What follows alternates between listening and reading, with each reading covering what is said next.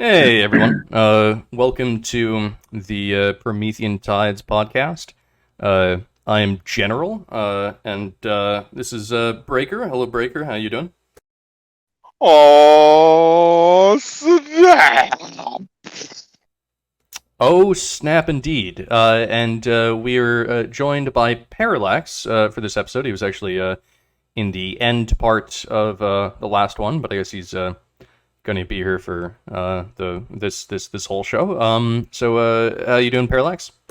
I'm doing pretty good. How are you? Excellent, excellent. I'm doing very well myself.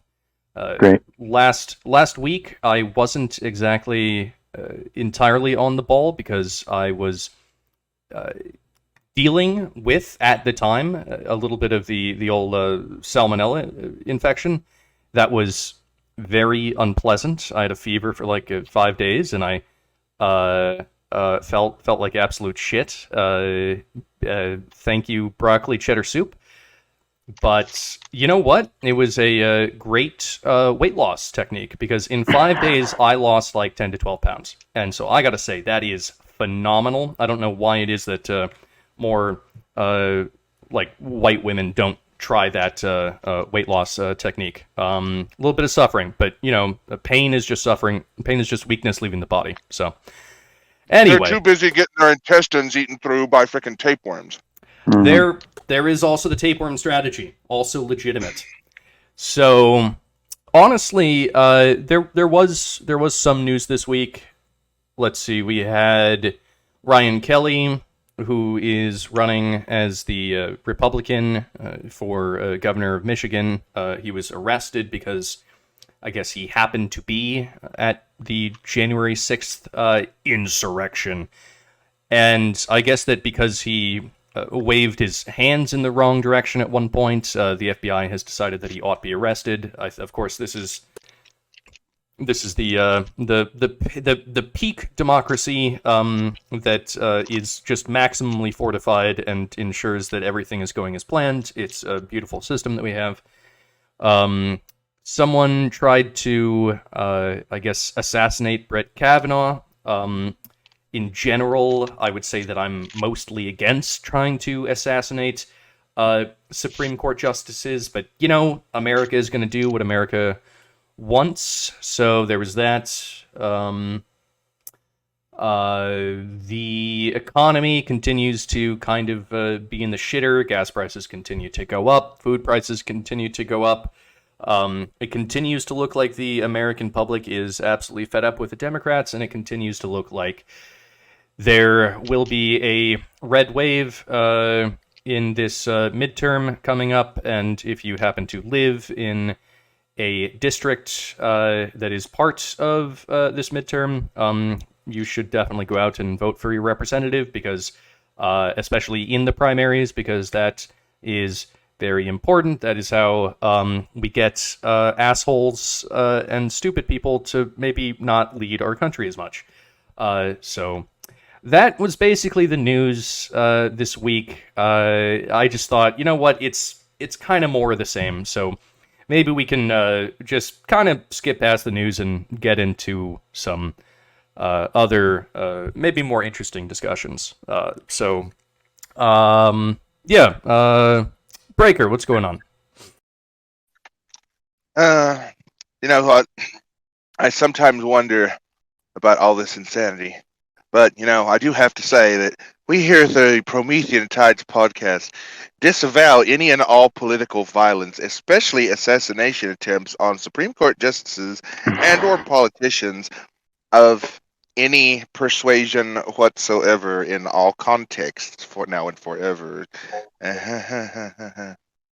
That's right. We do. We there is no point in doing violence. In fact, in general, if you do something violent, it makes your side look like the asshole. It does not help your side. It hurts your side if you become violent. So, yeah, absolutely. Stay peaceful. Fuck yeah. Good words. Yay. Parallax, what do you think about all this? Hmm. As a Catholic, you're supposed to love people, but you don't have to like them at all. Oh, snap. Yeah, I guess the Crusades were just like a lot of disliking, huh? It was mutual. It was mutual. Oh yeah, yeah. I mean, I think that they invaded first, so I'm not saying it wasn't justified. I'm just saying there was a lot of disliking going on. There was plenty of violence that kind of started the instigation there too. But I don't think they were first to invade. I think the Muslims, what was that, like the 15th century? I think the Muslims had been coming up and they were pretty near taking some crucial stuff that Europe would not have recovered, or Christianity at the time would not have recovered. Yeah, yeah. They had been invading for a while, and then when I guess Europe got pissed off and invaded back, they did the surprise Pikachu face and go, "How dare you!" Hmm. Now they do the Pikachu face, and they're like, "Oh, how dare you attack me? What did they ever do to you?" was You know, was V in the Middle East at this point? Yes, I little do you know, I I will was actually in the Middle East. I will say for the Muslims, as much as there's like radical elements that no one that we don't really want to deal with, like there's a lot of Muslim people who have a very good sense of decency. I will say that. Like they've got a good sense of honor and manners and how to be polite, which I think is lost in our culture now for sure. I agree. One could even say that they have an honor culture. Hmm. You know where that pathological politeness comes from? It comes from the very real concern at the back of your mind that anyone at any time could just, end you for any perceived dig against their person or the honor of their family. And they have like cultural license to just annihilate you and behead you on the spot. That tends to make most people very, very polite. Oh, sure. Well, I'm sure that depends on the particular culture and sect of the people. Um, there are many peaceful people in this world, and there are many violent people, and that's just part of the happy rock that we all coexist on. Um, uh, Fucking kumbaya. Like intra-societal violence is like a luxury that is enabled by shitty policies. Arm all Americans with full open carry. Like, I mandate firearms for 18 years old. When you turn 18, I want there to be like a government welfare program. The only one that exists is to just give 18-year-olds guns for free. And body armor and training. Yeah. Yeah. And then find out just how fast people are willing to engage in reeing street matches. Like, watch SJWs vanish overnight. Well, actually, you could do like a Heinlandian sort of thing, where at the age of 18, you're forced to join the military for like 2 years, and you get your standard civilian issued firearm, and something like that. Just like um uh uh God, what? Sorry, what's the thing that Eyeline wrote? Uh, the Service thing. guarantees citizenship. Yes, Starship Troopers. Trooper? Yeah. Yeah. South Korea, Switzerland, and France all have that system, and one of those isn't like the others. I'll let you guess which one. Israel also has mandatory service. The problem I have with that is is that putting everybody in the military force, like the actual military force, puts like there's a level of competency that you have to maintain there, and it's already hard enough in the military. Like I served for about 9.5 years, and we were some of the smart kids, and even the smart kids are dumb. We're all dumb when it comes down to it, but like you just there's weird cultural stuff from the military, and there's a level of strictness and attention to detail that like you really need some limitations on everyone being in the military. Maybe some kind of temporary civil service, maybe. I don't know, but Well, that's why you have aptitude tests, right? So if you're big brain, you can work on plotting where the missiles go, and then if you're tiny brained, you can just, I don't know, clean up trash on the side of the highway. Point is, you're doing some sort of service. yeah. There's this old saying in the military that goes, if it moves, move it, and if it doesn't move, paint it.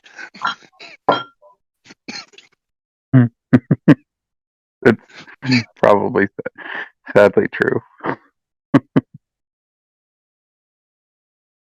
If you're like literal bottom of the barrel grug brain, like the actual like sunken head Wojak meme level intelligence, that is still a function you could technically do. Move things that move and paint things that don't move. You don't need to be very big brain for that. Yeah. So just start painting all of the rocks. Well, you know, if you're on a military base and you want to be very highly camouflaged, like, but don't give the fucking retard fucking Easter paint and the whole base will look like a rainbow. And he'll paint My Little Ponies, like really bad refrigerator art My Little Ponies on everything. And then the freaking sergeant wakes up and like smacks his face like Curly from the Three Stooges, like, yuck, yuck, yuck. We had some really stupid people in the military. I had a friend who was out in, I think it was Iraq. He was near Qatar, but they had a staff sergeant that was tired of all the dust, and he had them go outside and put glue all over the sand. I'm serious. So that it would stop blowing? Yeah. I had a staff sergeant that was one of our staff sergeants. I missed this story, but other people told me. He tried to suck the air out of a glass jar with a nail in it, and he was convinced that like when he got the air out, the nail would float. And like, keep in mind, these are like supposedly the smart people. Yeah, it's scary. Yeah, I'm not sure if any of that entirely checks out. No. Yeah, remember what I told you, General Chief, that there's more stupid people that exist than what you are even willing or able to believe in. It's not just that people are like stupid. Like, you had to be smart to be there. But like, smart people aren't smart everywhere. You know, like street smarts people are not everywhere for sure. Well, that's mostly midwittery, that especially like midwits who are in powerful positions where people are kind of slanted to agreeing with them and kissing their ass anyway, but technically on certain things they are smart. So that window of just how smart am I is ever so slowly pried open by a combination of ego and enabling from the ass kissers until it reaches a critical mass and you think you could make a nail float in a fucking jar. Do you know what I would call it if let's say a person is really extremely good at solving quadratic equations, or they're incredibly good at accounting, or they're really good at like maintaining a Humvee, but they're absolutely retarded at everything else to the point that they think that they can glue the sand down. You know what I would just call that? That's just autism. That's literally just autism. You're good at one specific thing and retarded at everything else. So maybe there's a lot of autists out there. That's okay. Well, you see, we talk about this failure, but if that motherfucker had succeeded in gluing the sand down, we would be saying, oh, this person had this random idea to glue sand down. Like, we could be having this same conversation about dumbasses if Albert Einstein's random notion to look into a mirror and think of himself as a beam of light, if that hadn't panned out, we would all be laughing at his expense for having thought of something so stupid. Technically, you could say he was right about the sand and the glue. He just didn't have the right scale down. Yeah, that's true. That is a matter of scale, but that's a god awful scale. That's like a battleship full of fucking glues worth to get that to actually happen, and then that would have like probably many unintended consequences, like a bunch of pests and bugs would all get stuck in the glue. No, you gotta fucking. You gotta airdrop that shit like Agent Orange just everywhere. Well, you see, the problem with that is, like, the whole base is going to be covered in sticky glue that, well, like, people getting stuck in it is the least of your problems. Like, all the animals and shit getting stuck in that, it's going to turn the whole thing into, like, a massive reeking graveyard that's also going to be showing up more on infrared and radar. It's like, hey, what's all those, like, zombie conglomeration of animals, like an SCP article over there? Oh, that's that dumbass that tried to glue the sand down. Shoot in that direction. He deserves to die. I mean, clearly if you don't like the dust and the sand, clearly the better option is that you get glass windows and a better air filtration system. It's going to be a lot simpler to do that. But you know what? I don't know. Maybe the guy was onto something. Well, it's too bad that Biden wasn't there to tell him to wear a mask. The droplets. He was too busy saying, "Clap for that, you bastards." You dog-faced pony soldier. Parallax seems to remember that. I wasn't in the service for that. I did serve under Obama, which was awful, but Whammer. What was your gig in the military? What were you doing? I will probably dox myself if I say so. Oh, that's specific, huh? Okay. Yeah, kind of a small crowd, low turnover rate. So, I mean, I spent a while in. There's probably at least a few people that I served with that are still in even.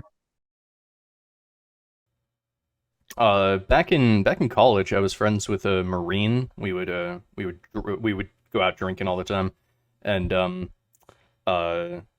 this guy was part of the mortar division. So he was the one who was like part of the mortar team who would launch mortars. Yeah. Okay, cool.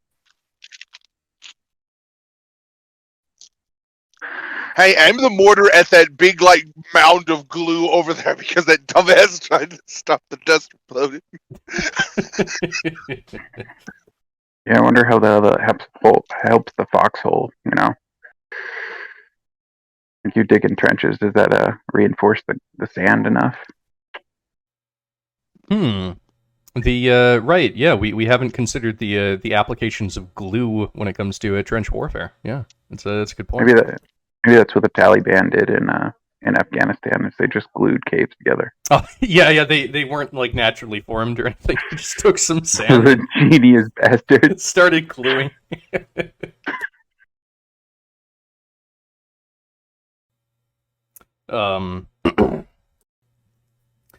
So, all right, let's I guess let's get into a topic. So,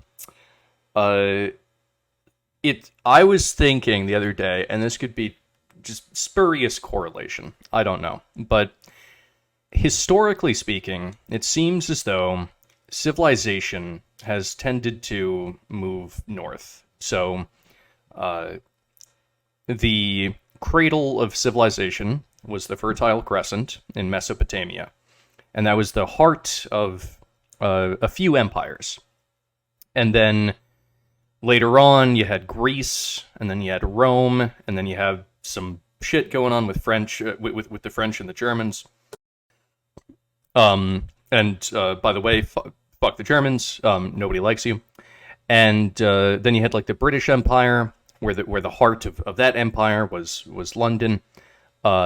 It seems to me as though the heart of empires have been creeping north for the past few thousand years, and there could be numerous reasons for this. I think maybe one is that, we do experience glacial and interglacial cycles. So right now we're in an interglacial cycle.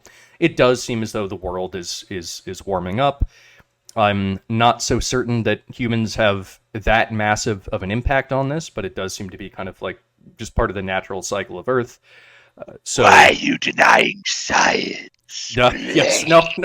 It is only humans that can possibly change the climate, and it is solely due to carbon dioxide, and everyone must accept that at all times. But that's right. You wouldn't want to anger Mama Susan with your conspiracy theories and science denialism. No, I don't want to do that. But It does seem like civilization and the heart of empires have been moving north for the past couple thousand years, slowly, gradually.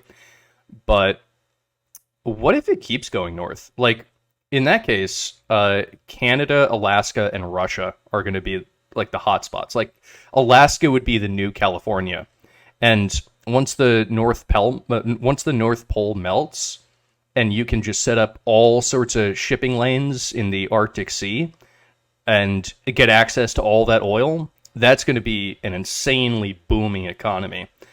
So yeah, maybe Canada and Alaska. Maybe that's actually the place to move. 100 years from now.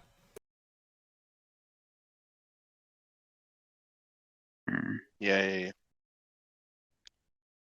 So the Prince Edward Islands are going to be like tropical archipelagos. Well, I mean, they'll still be cold, but they'll be like kind of like how Boston is still cold, but there's a lot of economic opportunity in Boston, or historically there was. The continental, like, lower 48 states are going to get to the point where they just look like a dystopian Mad Max diesel punk nightmare all the fucking time. Because there's still going to be, like, oil and natural resources in the ground.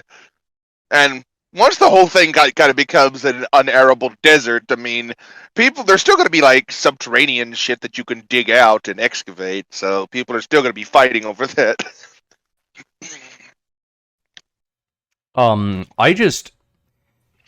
I just think that Hawaii becoming a state was a mistake. I don't think it ever should have. Hawaii. I mean, it's an island out in the middle of nowhere. Like, I don't know why it's a state. Like, why is Guam and Puerto Rico not a state, but Hawaii is? Makes no goddamn sense. Well, I think the king of Hawaii at the time signed some type of treaty because they gave him a free coconut. I don't know. There's probably like a Hawaiian on right now. It's like, oh, boy, Kalikimaka, you an asshole. But I don't know. Maybe someone could inform us in the comment section. Hey, speaking of the comment section of the video. That was over sugarcane production. Oh. The sugarcane producers did really well in Hawaii. And so they basically took over the territory and then pushed to be annexed. If I might be mistaken on that. Which we grow sugarcane in Florida now, and we have sugar beets and other sugar sources. I am willing to go back to 48 states. I believe that Delaware should be absorbed into either Virginia or Maryland, and I believe that Hawaii should not be a state. I want to go back to 48. I think 48, maybe that was just better.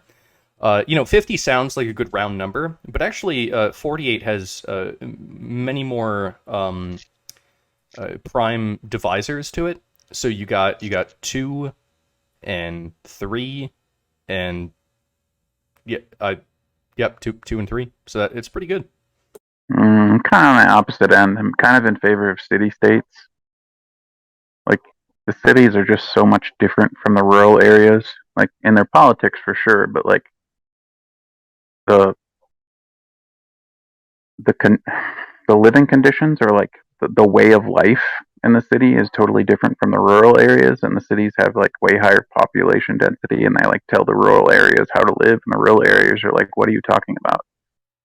I would be okay with doing city-states, except for the fact that if you grant them their own little statehood, that means that they get 2 senators. So yeah, the senators thing is a problem for sure. Yeah, because then suddenly they would overwhelm the Senate, and that would be fucked. But the rural areas would also have their 2. I guess there'd be way more. Yeah, that's nasty. Because then, like, well, you know what? Here's the thing. If it weren't for the power of the federal government, that would be fine. Like, what we really should have is a much smaller federal government. That would fix a lot of these problems. Yeah. I want to see the 16th Amendment repealed, so the federal government can only collect taxes for constitutional purposes, and if they want money for something else, they have to ask the states for it. And the states can tell them to piss off. That sounds really good. Yeah. I'd also like to be able to unelect people in Congress. That would be great. Well, it's called not voting for them next time. That's how you unelect them. Well, yeah, for your state, but like when you get these people that have like 10 or 12 or single digit approval ratings across the country, like they're not, and they keep getting reelected, it's really toxic to civility, I think, because everybody keeps reelecting their person, and it's like nasty.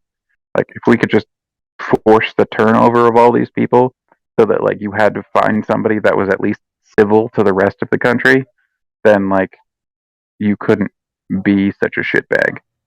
I think Excuse my that's language. I think that's a fucking terrible idea because Yeah. what would happen? Like, let's say that I lived in, I don't know, Iowa, and I elect this guy that I think he actually better yet, Kentucky. Let's say that I elect Senator Rand Paul, Rand Paul, right? we got an And empire. and It's and happening. and let's say that I personally enjoy the shit out of Rand Paul because I live in Kentucky and I'm a libertarian. But then the rest of the nation goes, "Oh no, I don't like libertarians. Your politicians should have to be palatable for the rest of the country." No, fuck that. Fuck that shit. Well, So all we'll your just start politics Parallax. would be yeah, no, I agree. Like it would just be uncivil to a point, but like that's kind of the point of like the separation of powers is because we want them to be uncivil with each other instead of us.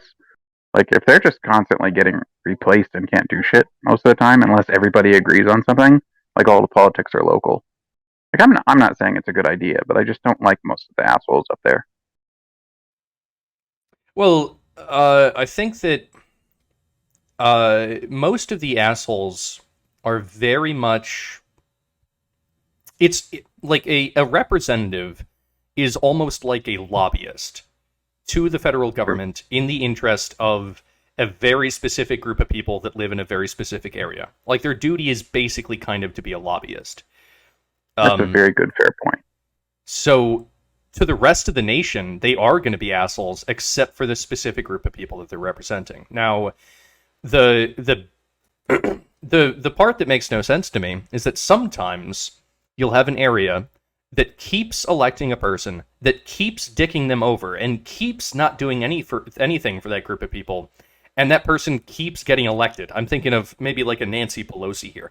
I have no idea how the fuck it is that she actually gets elected every time. I don't know how it is that anyone would vote for AOC. It happens. I don't know why. I don't know how. I don't know why it is that Mitch McConnell is still a thing. I don't think he should be, but he is. hmm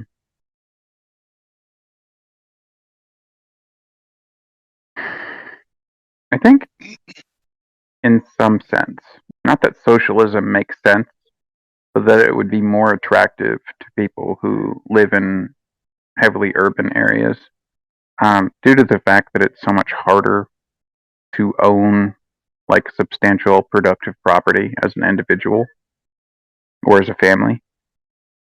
And so there's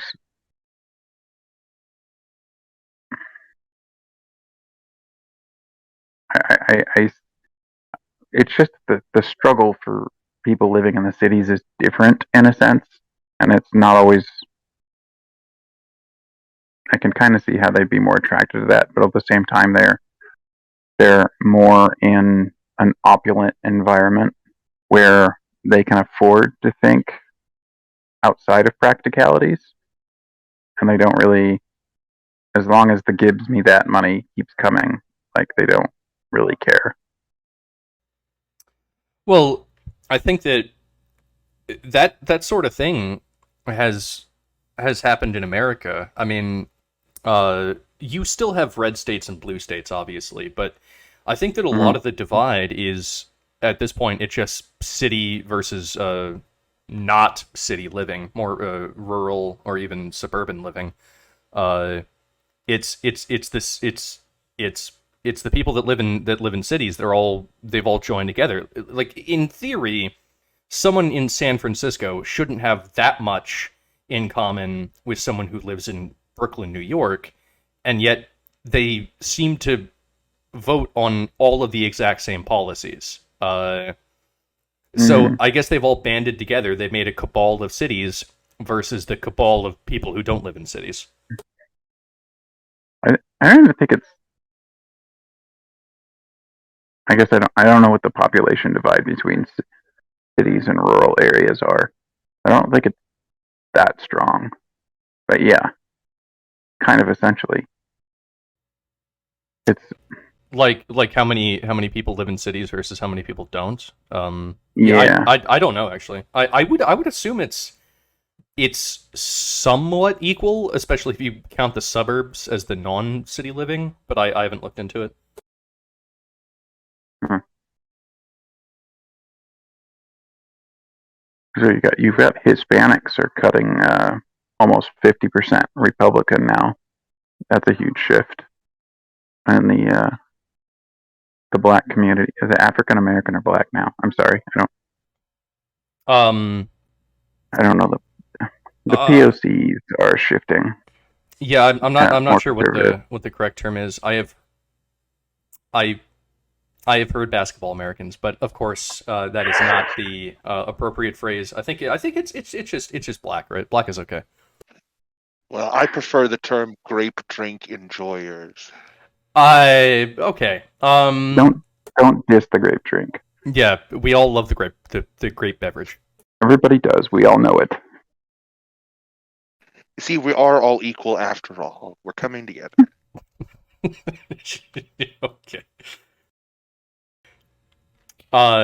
Yeah, no, I think under the Trump administration, a lot more African Americans turned out for Trump, and I'm guessing that there's going to be historic turnout from the African Americans when it comes to voting for Republicans in the next presidential election, be it DeSantis or Trump, whoever wins.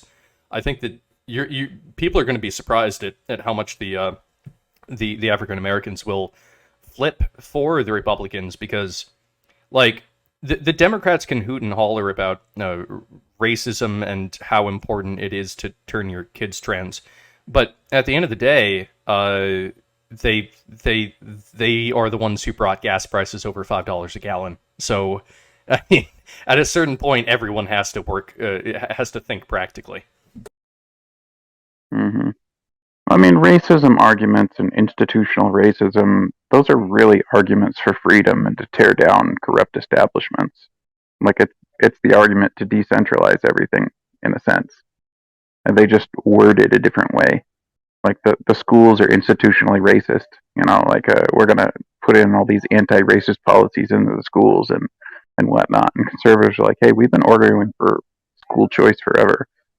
Like let people pick the schools they go to. If they want to hire a nanny to educate their kids and they're the same color and they teach them about Black history or Hispanic history, go for it.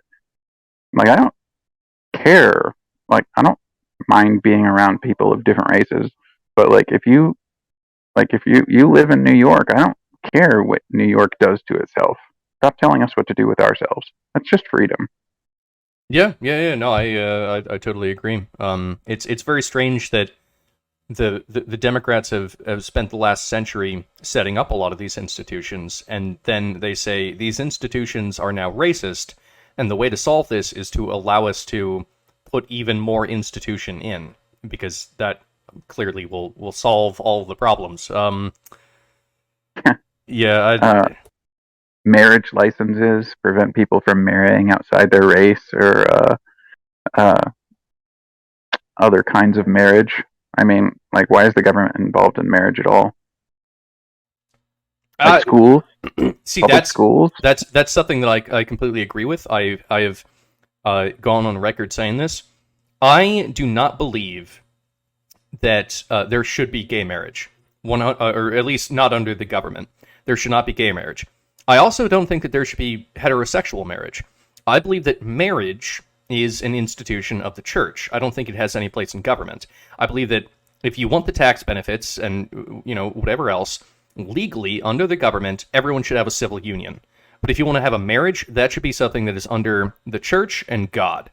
I don't know what the government has to do with something that is under the Lord. What are the tax benefits of marriage anymore? Like even the standard deduction was reduced for couples until Trump reset it to being the same for both, Like, it was actually worse to be married as far as the standard deduction goes. Like, they keep taking the benefits of these things.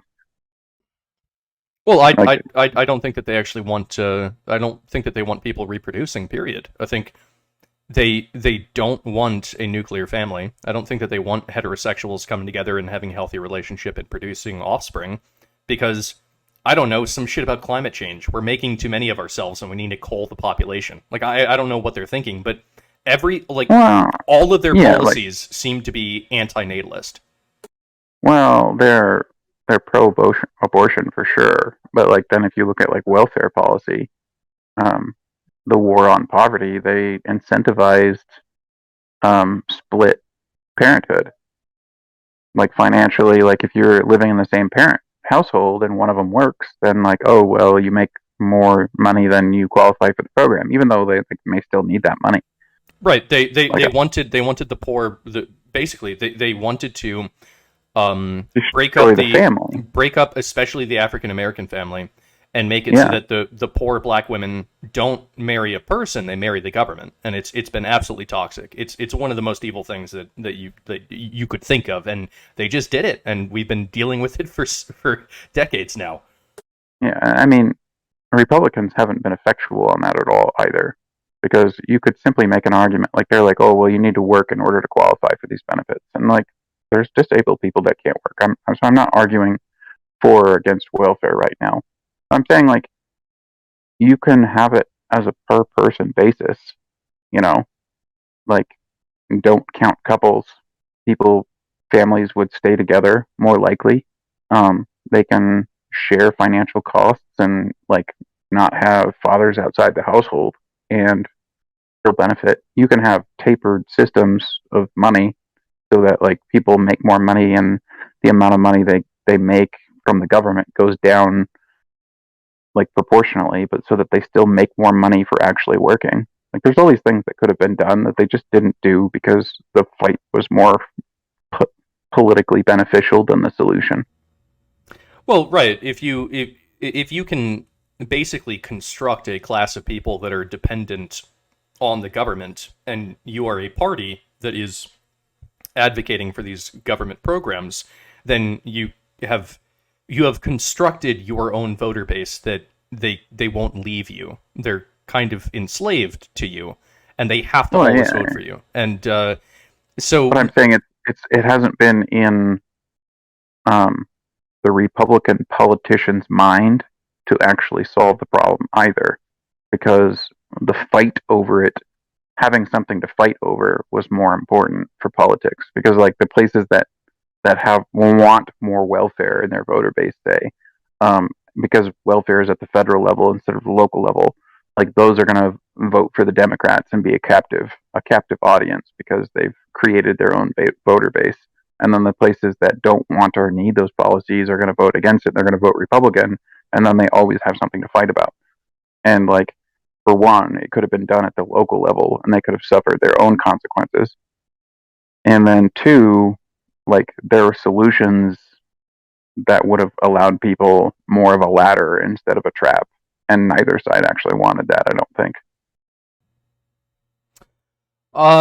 yeah, it's certainly possible. I think that the neoconservatives of a decade ago, maybe they were more interested in just doing that sort of fight where both parties actually benefit from I guess disagreeing with each other. But I think that at this point, politics is it's warped into something a little bit different. It seems as though things are a bit more of an existential crisis. I think that there are more Republicans that are willing to come out and say, you know what, let's just take the good old welfare state out into the back and shoot it.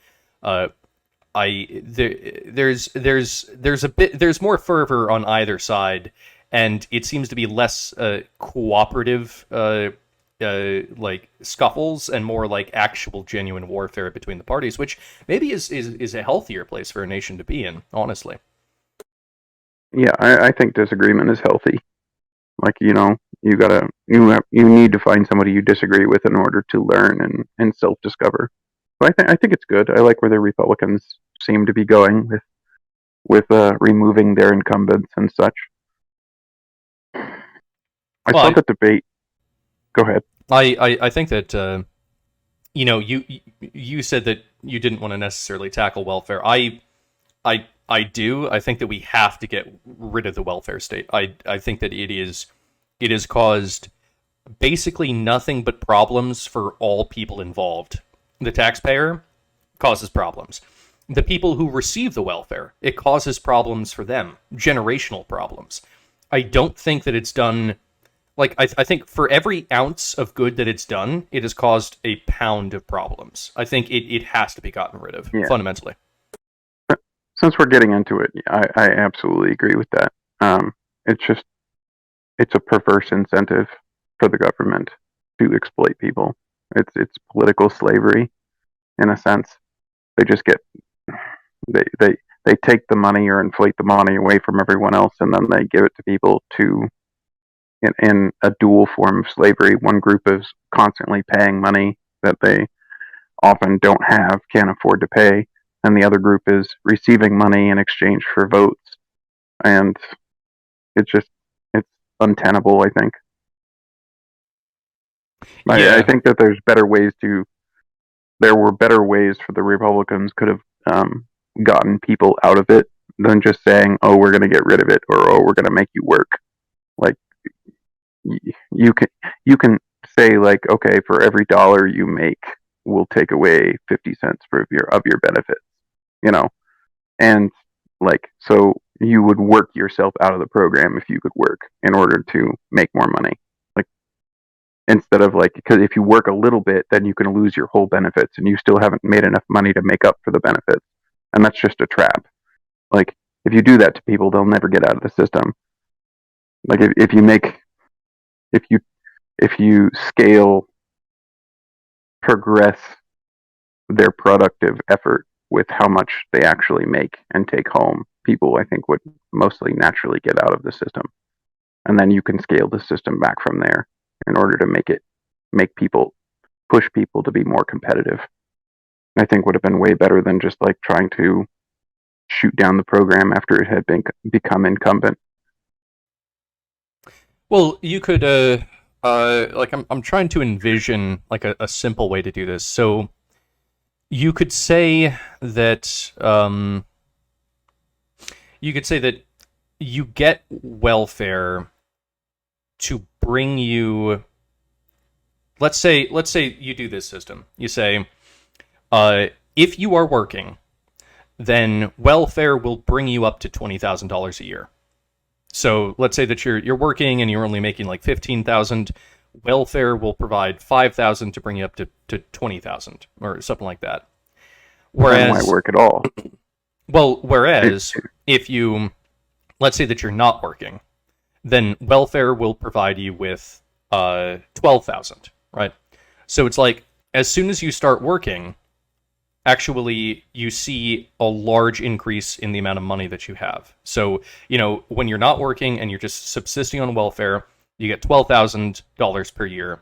But as soon as you start working, the government will bring you up to like $20,000. Now, I'm not saying that's a good system, but it seems like maybe it's a slightly better system than the one that we have, where it's the government will just give you money, and then the moment that you start working, you actually might make less money. Like, that's a corrupt system. Yeah. That's true. I mean, I would say the problem with that is that, like, why would somebody not just work for $2,000 and then you pay them an extra $18,000? Now they make more than the $12,000 they made before, and they only had to work a month or something. That's why I would scale it, like, so. You would have to put something in place where it's like you have to work at least, I don't know, 20 hours a week or something. I don't know. I haven't thought this through. Literally, it was just off the top of my head. I think that, like, pushing work specifically is kind of troublesome in that sense, trying to make it tiered like the tax system.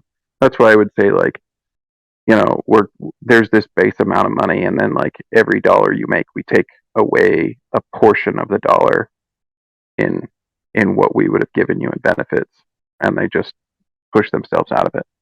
Well, I guess if Andrew Yang were here, he would say, "Ah, yes, the solution is to have a universal basic income." That's no good. Why don't you like the not. universal basic income? Because you can't pay people not to work, which is why the welfare system doesn't work in general. But I'm talking about like how you would get people out of the program. So, personally speaking, I disagree with universal basic income. I think that, number one, it would make inflation even worse than it already is. And it would cause a number of other problems as well. But between the UBI and whatever the fuck welfare state we have going on right now, I think I actually do prefer the UBI.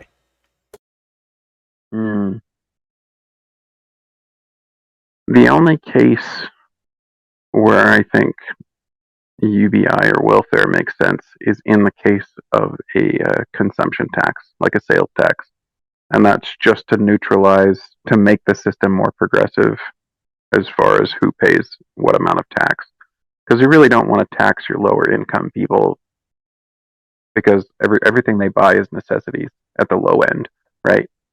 So like if you had a sales tax, you would refund essentially the tax for at like the poverty level. So like whatever, you know what I'm saying? So that like people at the poverty level would pay zero taxes in that sense, which is essentially like the $12,000 national poverty level. Yeah, I mean, I don't think I would be necessarily opposed to doing something like that. I guess you take the poor people and you say at the end of the year we'll give you all the sales tax back. I mean, that actually might also, like, giving them a lump sum of money. Like, it would almost kind of act like a savings account for them that they would build over the course of a year, and maybe they could then do something with that money. I mean, no, they're gonna spend it all on fucking spinning rims. Or the equivalent. Yeah, I mean, usually, yeah. But you know, who knows? Maybe something good could come of it. What you do instead is you put it in a fucking escrow account for them, and they have to fill out paperwork and prove, like, is this for a house, your child's education, or healthcare purposes? It can't be to buy spinning ribs, you stupid fuck. No, see, that's that's my problem with the UBI, is that the government, it's the perverse incentive problem. If the government gets to tell you how you have to spend it, then they're going to start selecting things that are in their favor. Yeah. They always will. I agree. I was talking to one of my friends about this. They were saying that you should take every American and you should take like some portion of their taxes, and you should invest it into some sort of like a mutual fund for every single American. And you know, in theory, this might be a good idea, you know, make it so that every American has to be invested in the stock market. I mean, maybe I could see some benefit in that. But here's the thing. If the government had its own government-selected mutual fund, then every single company that has ever existed will want to be on that fucking index, because it will become the equivalent of a government bond. And there are so many perverse incentives with that sort of structure. I say fuck that. Fuck that shit. I don't think that the government should have its own mutual fund of select companies that it says every citizen has to invest in. I don't know what those companies would be, but I guarantee you that fucking lobbyists would be all over that shit trying to get their company on that mutual fund list. Oh, yeah. Yeah, that's why you don't do that. That's why you say, like, each individual person gets this special account. They only say that the individual person has over this account, which, by the way, is going to be much more say than they have over their taxes now, because the government just takes money and does whatever the fuck they want. Fuck you, 2 middle fingers in the air. But if a portion of that were invested in something like, hey, here's a percentage of your tax money went in this account, what would you like to happen with the money in this account? Things that cannot happen are you buying gold ribs and spinning teeth. Gold ribs and spinning teeth. Brilliant. It's just as brilliant as the fucking bullshit. It makes it funny. I took your name and added duty. It makes it funny. I think the I think the tax return has to be more often than annually, and I think you have to give people access to it because the whole point of it is to make it so that people in the lower income tax brackets, per se, aren't being taxed on necessities, and so the people who need that money for necessities need it on a regular basis. They're living paycheck to paycheck. Not everybody who lives paycheck to paycheck is doing it because they're irresponsible. Oh, I guarantee you the fucking bar for what is and is not a necessity will change fucking drastically under this. Because then it's like, well, do you need like that box of 24 snow cones? Or do you need medicine to keep your child alive? Pick one, motherfucker. We're not talking about a lot of money. Like the fair tax system has that kind of prebate, they call it, for a sales tax, and it's based off of the poverty level. So, like, say 12,200 is probably like the standard deduction. That's to cover anybody below the national poverty level, and then the fair tax sales tax replaces all taxes, so it's 23%. And then divide that by 12 is $234 a month. It's not very much money. I would imagine that like the amount of sales tax, like let's say that you're making $15,000 a year. I would imagine that the amount of sales tax that you're paying in total is going to be less than $500 over the course of the entire year, would be my guess. Yeah, it doesn't get there until if you so you have to spend like $24,000. I think it gets around 500. Yeah. The whole reason I like the sales tax though is because we tax our companies to produce, but companies in like China or India are not taxed the same. And so like the liberal solution is to like, oh, we need a global corporate tax, and like we really don't want that for ourselves in order to be competitive in markets. We would rather have zero corporate tax and tax sales so that things that are produced locally are competitive with things that are produced globally or in the next state over, because it makes more sense to produce something where it's not taxed. And then so the sales price of like foreign goods would go up because all of a sudden those are being taxed, and locally produced goods would go down. But you would be making the same amount of income. It would just be more evenly distributed across who is producing into your market. Oh, yeah. No, I totally agree. I think that domestically, we should have as close to a libertarian system as possible. But when it comes to the international market, I have zero qualms with heavy tariffs and putting America first. Yeah, absolutely. I just realized that I'm eating Ukraine right now. You're eating Ukraine? Yeah, I got Russian. that. I got the fruit by the foot, and it's yellow and blue striped, and it literally is just a long, stretched out Ukraine flag. In other news, I stand with Blockbuster in solidarity. I believe in 1990s analog tape, which kind of goes with my whole vaporwave aesthetic anyway. So I stand with Blockbuster. You know, I was about to mention, you know, aside from the whole Ukraine thing, I didn't know that grown men actually ate fruit by the foot. I didn't know that was a thing. Well, you're just not whimsical and childlike enough, which is a problem on your part. I'm sure that you'll be. Parallax gets this. I'm sure that you'll be moving on to your packet of gushers next. I have to disagree with Blockbuster though. I am tired of movies being brought home based off of how the cover looks. I think that was a sin against mankind. I don't think people should be able to pick movies by the picture. That drives me insane. Well, that's how people pick most thing in consumerist fucking society. It's all shallow, vapid, topical crap. It's literally based, ooh, cover look good, me buy, drunk by. Now, but we've evolved, Breaker, because nowadays people pick what they're going to watch based off of the first 30 seconds of a 60-second trailer. It is much better. Which is usually Now we've evolved further than funniest that. 60 Now seconds. people decide if whether or not their favorite political talking head gave it a thumbs up or a thumbs down, or the tone of their voice, like fuck the words, was either happy about this movie or sad and grumpy about this movie. That's how they pick now. It's not wrong. And by the way, everyone, I give A24's Everything Everywhere All at Once a double thumbs up. Big smile.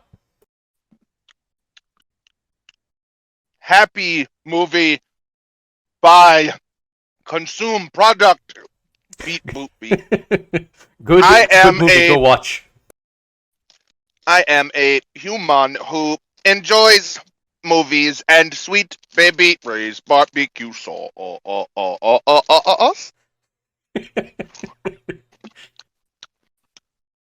But anyway, Parallax, he's kind of getting squeezed in this sandwich of insanities. Ooh, no, I'm fine. Didn't we have, like, news stuff to talk about? I don't know. Somebody got shot. Another nigga died. I don't know. Let God sort him out. Fuck it. That's my political opinion. Well, you know, it was actually kind of a, like, not the most eventful news week. Let's see. Tim Pool got swatted. I guess, I think it's, I think he's at like a dozen times now. I think that he, pretty soon he'll get a free waffle cone. I think I support this. Yeah. So that's good. I think that also that guy, the quartering, he got swatted on the same night that Tim Pool did. Jeremy here from the Quartering. Buy coffee, brand coffee, consume product. I want to briefly point out that like, personally speaking, the Quartering is not really my vibe. He kind of talks mostly about random pop culture stuff that is slightly like tangential to politics, but it's more like a drama channel, and I know that like some people like that. Just personally speaking, it's not really my cup of tea. I don't watch the Quartering. Well, you should watch Midwestly. That's where he gets like explicitly political. Like the Quartering is mostly pop culture shit, like you said. But on his channel Midwestly, then he's like explicitly political. No, I didn't even know that he had another channel. Okay. But yeah, I guess you know, the swattings will continue until morale improves.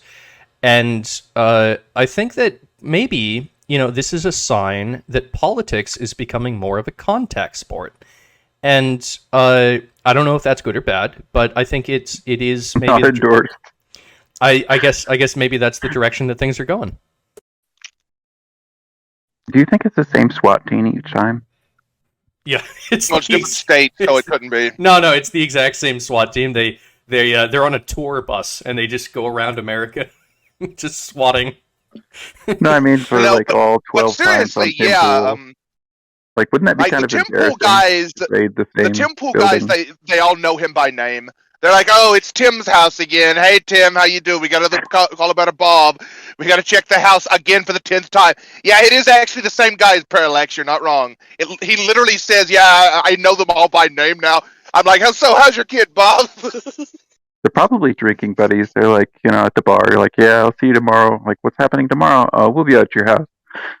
Well, we got another scheduled swatting. We'll see you tomorrow, buddy. We'll see you. Yeah. It's ridiculous. It's just embarrassing, kind of, that they keep doing it, though. Like, they know him by name, and they know what's up. They just show up anyway.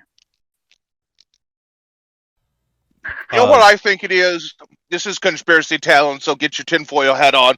I'm a human. I'm alive. I got a life force, and I'm coming. But this Alex Jones moment brought to you by Raid Shadow Legends. It's the best Shadow video game ever made. But I think it's some type of government office somewhere. I think like some type of intern or some little shit that has access to some government official's computer system in the state of California, because from what I know, this is where most of this shit is coming from. Yeah, somehow people in California, like normal people, could just send texts from any state to emergency services in their state. Yeah, I'm sure this is how this normally works. There's something that the people that are the victims of this aren't being public about because probably their attorneys told them not to be. But I'm getting the sensation that like the only thing they've released is mostly coming from the state of California. So I think like some type of government office is involved. They're going to have maximum plausible deniability if any actual politician's name ever drops in this shit. They're going to be like, oh, hey, wasn't me. Oh, I'm your friendly neighborhood Democrat to give you more welfare. Doodly doodly doo. And nothing's ever going to happen to them. But So that fucking intern's ass is going to get fisted to the moon. Breaker, I think you're not conspiratorial enough. I believe that this goes all the way to the top. I think that Gavin Newsom himself is placing these calls. I think Joe Biden is like in the background, like, "Come on, man." Tim Pool said I was stupid, and I don't appreciate that. Corn Pop, I want you to take care of him, Corn Pop. They're actually And just the guy on the phone is just like, Corn Pop doesn't exist. Your Majesty. They're actually like it's Gavin Newsom and it's Joe Biden, and they're actually just like in their bedroom, just like giggling like schoolgirls, going, "Haha, we totally prank called those guys." Probably true. You heard it here first, folks. Yeah, it's definitely legitimate fucking news. Yeah. This is 100% not fake news. You should believe this. Not only should you believe this, you should retweet this idea, post this all over social media, get this trending, turn this into a fucking meme just for the fucking laughs, and then we'll all just spit in their face when they come back and it's like, haha, you fell for it, fuck you. So, I don't believe that either of you got a chance to watch this, but I watched What Is a Woman from the Daily Wire with Matt Walsh. I'm very curious about what a woman is. I hope you found out so you can tell us. I hear it's a very mysterious and esoteric topic. Well, I didn't know. I had no idea before I watched this documentary. So I'm glad I watched it. And I want to say this. I 100% signed up for thedailywire.com and watched this documentary. I definitely did not happen to watch it on Odyssey when it was just being streamed illegally. I definitely did not watch that version of it. I definitely signed up and went through the paywall to view the documentary 100% because I am glad that you told me that. I will now likewise go to the website and purchase a subscription in order to watch this, as everyone listening should. Exactly. Yes, there are no legal options out there that you can just watch it for free, and you should never do that. But yeah, so I watched the documentary, and I like it wasn't amazing, but I think it was a pretty it was a fun documentary to watch. It was very entertaining to watch Matt Walsh, who's just kind of like he has chill vibes, and he just goes to this like lefty academic, and he goes, what is a woman? And then the academic goes, well, a woman is it's whatever the person identifies as. And he goes, well, what are they identifying as? And they go, a woman. And he goes, well, what is a woman? He goes, well, it's what the person identifies as. And as you can see, there's a perfect circle of logic here. May the circle be unbroken. By and by, Lord, by and by. So, yeah, it was absolutely brilliant to watch these academics not know what a woman is. Now here's the thing. I think it was Orwell that said, that's an idea so stupid only an educated person could believe it. And that is the case. When you look at if you're uneducated and you aren't part of this ivory tower of just exceptional brilliance, then you already know what a woman is. And nature can tell you what a woman is. Just living your life as a human being, interacting with other human beings, interacting with other mammals, interacting with other species, just in general, just looking at nature itself. You know what a woman is, right? It's a human female. What is a female? It's the thing that makes the baby, right? It's actually you don't. Before we knew about chromosomes, before we knew about gametes, before we knew that eggs and sperm existed, we still knew what a woman was. It is evident. We don't need science. I'll do one better than that. I'll even say that things that don't even have eyes still can detect females of their fucking species if they're sexually reproducing. Eyes aren't even required to know this. That is absolutely true. Yes. So, it should be innate to any human to know what a woman is or what a man is. Either one. It is only through the beautiful process of education that one can really come to the point where they don't know what a woman is. So I think that's great. I think it's really, really good that our educational system is making people not know things that otherwise they probably should know. But yeah, I think it wasn't a fantastic documentary, but it was entertaining. And I do want to say this. The trans thing, like, it's a little bit harrowing. So I started reading some of the shit on the r detransition, the subreddit detransition. Oh, you mean the alt-right conspiratorial subreddit that's full of, like, basement incels? Right. I mean, actually, I think it's entirely possible that a lot of these people are incels. They are, I think, involuntarily celibate. But, like, there's lots of stories where it's like, you know, like this person, they got their breasts removed when they were like 18, and now they're like 26, and they're like, dude, I just want my breasts back, but I can't have them. Like they had like there was one person they said I all I want right now is the stuff that I got rid of 8 years ago. That is so fucking harrowing. It's like I can only imagine the amount of like just psychological fucking harm that kind of thing can cause, where you do this weird shit to your body and then you come to regret it and then you can't get it back. It seems absolutely fucking brutal, and that's why I think that to some extent the trans like I think that maybe to some extent drag queens are an avatar of Slanesh. I'm just gonna put that out there. Take from that what you will.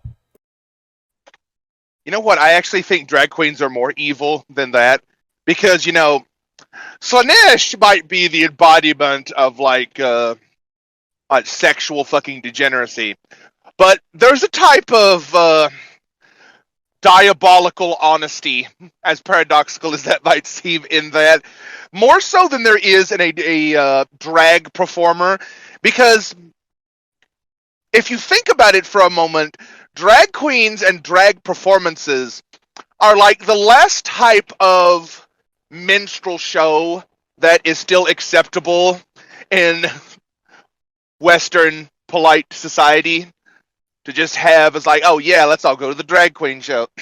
It's literally a bunch of what used to be predominantly straight men, believe it or not, that dress up as women in a mocking and derisive way and behave extremely hyperbolically, doing and saying things that normal women wouldn't do as a literal joke at women's expense. Oh my god, you're right, it is a minstrel show. I never even thought about that.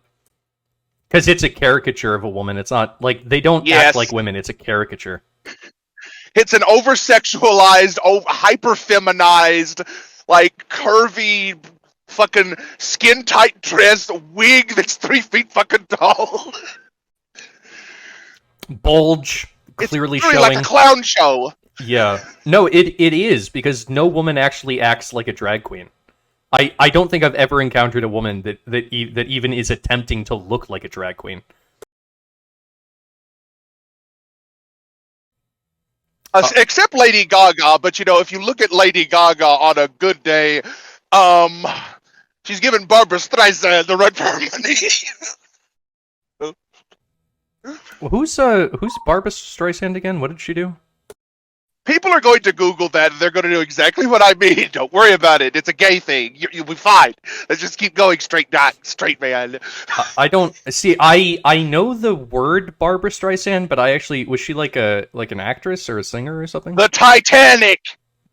She was on the Titanic. song in the Titanic. Oh, she sang the that song. Okay, gotcha. Yeah, she sung that. Right. Yeah, these are things that I just don't know. Like, there are some things that are...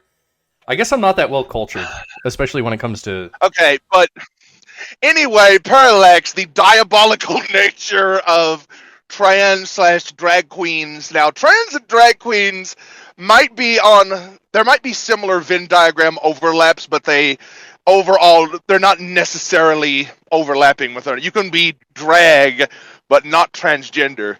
And you could be transgender and have no interest in drag. So, just a point of clarification before Parallax tells us what he thinks about all of these wonderful topics that I'm sure he's very interested in. I don't know. I That's think a good sign. I see transgenderism kind of in the same light as racism. It's like this weird, like, I'm miserable, like there must be some definitive solution or reason why I'm miserable, or why this other person is miserable, and that's like, oh, you must be transgender. And we see just like this remarkable uptick of kids being told they're transgender, and like I've seen stuff on TikTok where like, oh yeah, they said I was transgender, but it turns out that's not really true. I'm just body dysmorphic. And it's like, how would you misdiagnose transgenderism unless you're trying to push that? Well, you would misdiagnose this because you have a medical community that is practices affirmation, where they... Well, if they're misdiagnosing the kid as transgender and the kid didn't even know, and all these like school counselors are telling these kids that like, oh, you feel like miserable and you feel all these symptoms, and they're like generic depression and anxiety of teenagers, and they're like, oh, you must be transgender. It's like, no, it's not really affirming at that point. It's kind of affirming, and like they're giving them an excuse, like, oh, you have this reason why you are the way they are. And it's like kind of like the crux of medical diagnoses. Like sometimes people fall into like, oh, I have this diagnosis, that's why I am the way I am. And it's like, okay, no, that's what you have, but like that's not why you are the way you are necessarily. Well, so actually, and so it's like blaming somebody for the color of their skin, and it's like, that's not, you being a different skin color than this other person is not the problem with them or you. That's not what it is. Some people have a problem with skin color, and sure, that contributes, but like raising kids, like, because you wanted a girl, so you raise your boy like a girl, and like treat them differently when they behave like a girl versus when they behave like a boy, then that's not the kids. The kid didn't do that to themselves. Somebody else did. And people are picking this transgender, they pick this up as a cause, and now that's like the good cause all of a sudden. Like if you disagree with them on like tax policy or something, all of a sudden you're a racist, and you're like, that makes no sense. Like I don't think tax policy is the same as racism. This practice of just like, okay, for instance, when I was in kindergarten, there was this show called My Little Pony. It's not the modern version of My Little Pony. This is like the way older one, right? And I swear to God, when I was 5 years old, I enjoyed watching My Little Pony. Now, I can't imagine what would happen if this was like the modern era. Maybe because I enjoyed watching My Little Pony. Maybe the school would have said, you know what, you ought to dress him up in a dress and see how he likes that, and maybe get him on some fucking hormone blockers. But actually, I was a 5-year-old. I was a child. And I just liked the fucking ponies, and that's it. And I turned out to be a normal fucking heterosexual adult male, and that's good. And it's okay that I enjoyed the fucking My Little Pony. It's not that big of a deal. Doesn't mean that I should have been trans. But I do want to point this out. Sometimes medical procedures, they get a whole bunch of hype. Like the medical crowd, they're like, yes, this is the answer. We need to affirm this. So psychology, maybe like 60 years ago, they wanted to get rid of seizures. And so their idea was, okay, the way that you do this is you sever the corpus callosum. This is what allows the left and the right brain to talk to one another. And it turns out that if you sever the corpus callosum, you can actually reduce seizures. And it actually does kind of make sense because, seizures are basically too much brain activity happening all at once. If you sever like that information highway between the left and the right brain, you can at least, at the very least, isolate the seizure and prevent its propagation. So, like, to some extent, it does make sense. But severing the corpus callosum became very popular, and the medical community was like, "Yeah, this is fantastic." Well, it turns out that 10, 15 years later, this process that was being done actually has major effects on the life of a person. It actually degrades their quality of life. There's actually a lot of issues with it, as you would imagine if you were to literally sever the two fucking halves of your brain. There's probably going to be some consequences. But for a time there, the medical community was like just fucking all thumbs up about it. It was great. It was this new fucking panacea. I believe that this is what is happening with the transitioning of people and kids thing. I think the medical community is wrapped up in the dogma and the political correctness and this is the greatest thing, just fucking make all the kids trans, not realizing that within 10 years, within 15 years, this is, and actually already has, caused massive fucking problems. This is massively damaging for people. They're going to have to live with this kind of shit for the rest of for the rest of their lives. It's actually terrible what we're doing to kids. It's unfortunate. Yeah. And severing the corpus callosum separated the left and right gyri, I believe it was. And one of the major effects of that was that like people couldn't tell the truth. Like you could ask them why they were where they were, and they would just make up an answer. Like, yeah, that's right. Yeah, pure confabulation. So like it took 15 years for it to fall out of favorable practice, but the side effects were plainly obvious to people who weren't caught in the establishment. And this is no different than lobotomies. This transgenderism, like the medical institution of it, is the new lobotomy. And they, I remember I was talking to here on Discord. I was talking to one of these pro-trans people maybe like 2 months ago. And I was talking to them, and they said, yeah, well, they just put the kids on hormone blockers. And I'm like, well, that's going to, like, even if you put the kid on hormone blockers, like, that's going to fuck with their puberty. And they said to me, straight-faced, with 100% confidence, no, once you stop the hormone blockers, they will just resume puberty as normal. There is no fucking way that that's the case. You're telling me that you can put a fucking... Not how that works. No, like they're saying that you can put a 12-year-old kid on hormone blockers, have them on hormone blockers for 6 years until they turn 18, and then what? They'll just start puberty again as though they were 12? No, there is no fucking way. That's not how that fucking works. You can talk to literally anyone who actually understands this shit. That is not how that works. You don't just suddenly start puberty again as though you're 12 if you are blocked for 6 years and you try to do it when you're 18. That is not how that works. That's insanity. By the way, the medicine that they use to do this is Lupron, which is the same medicine that they use to chemically castrate sex offenders. These are the same people that tell you that like infants at 2 months old can distinguish gender, and like when somebody gives you that argument, it's obvious that they've never been around a toddler. Like, these must all be like single children or something. Well, I don't know. I think like a toddler can distinguish mom from dad. So like they can distinguish gender.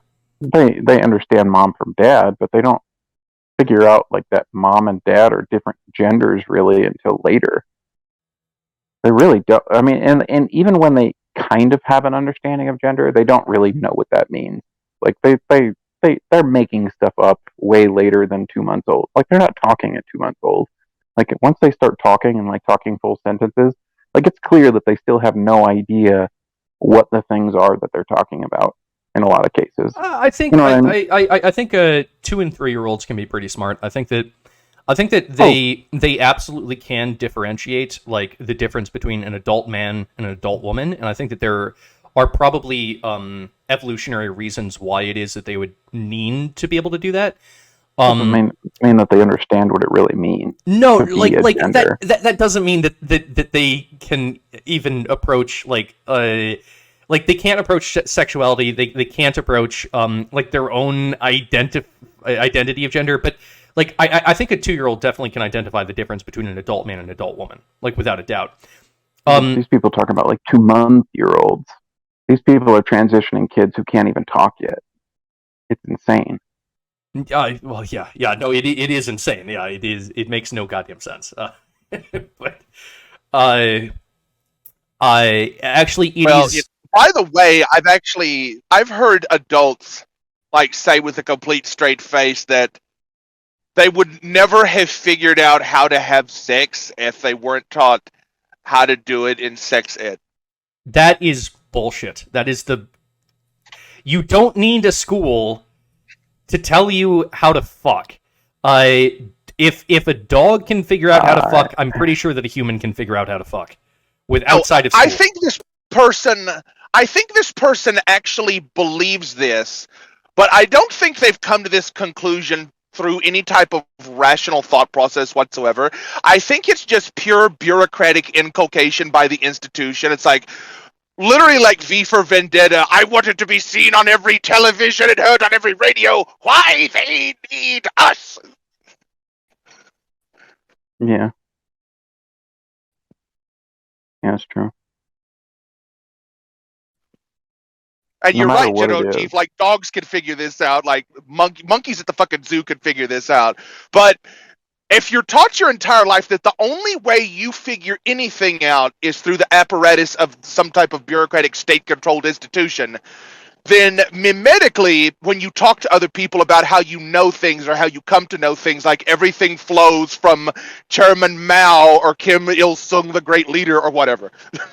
See, that is, I think that's a grand evil because human beings have it within us innately the ability to understand nature, and part of that is the ability to understand that like, okay, now that I've gone through puberty, you will innately know how to fuck a woman. I guarantee you. You don't need a school to teach you. You will be able to fuck a woman. In fact, I know that people can do this because human beings have existed for far, far, far longer than schools have existed. So I know for a fact that human beings are capable of fucking without any sort of instruction.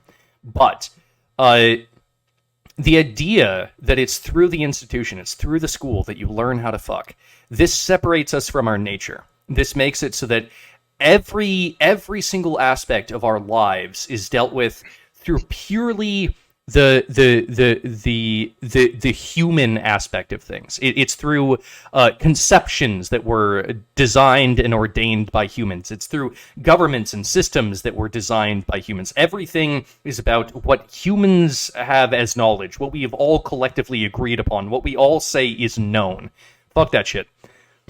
We have an innate understanding of nature. We do. We do not need other humans to be able to live regular human lives. We don't need the institution. Yeah, I know this, but what I'm thinking of is something along these lines. Like, I've seen and heard people that escape from North Korea, and surprisingly, they don't have a lot of good things to say about their upbringing and what they were taught by the party, and they tend not to believe that the Kims are divine, godly people anymore after escaping North Korea, because I don't know if you noticed this, but North Korea is kind of a shithole where most people are starving to death and constantly suffering all the time.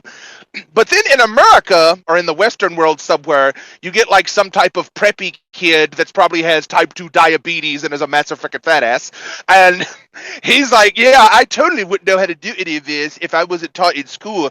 That means I support sexual education, while he stuffs a ho-ho into his face.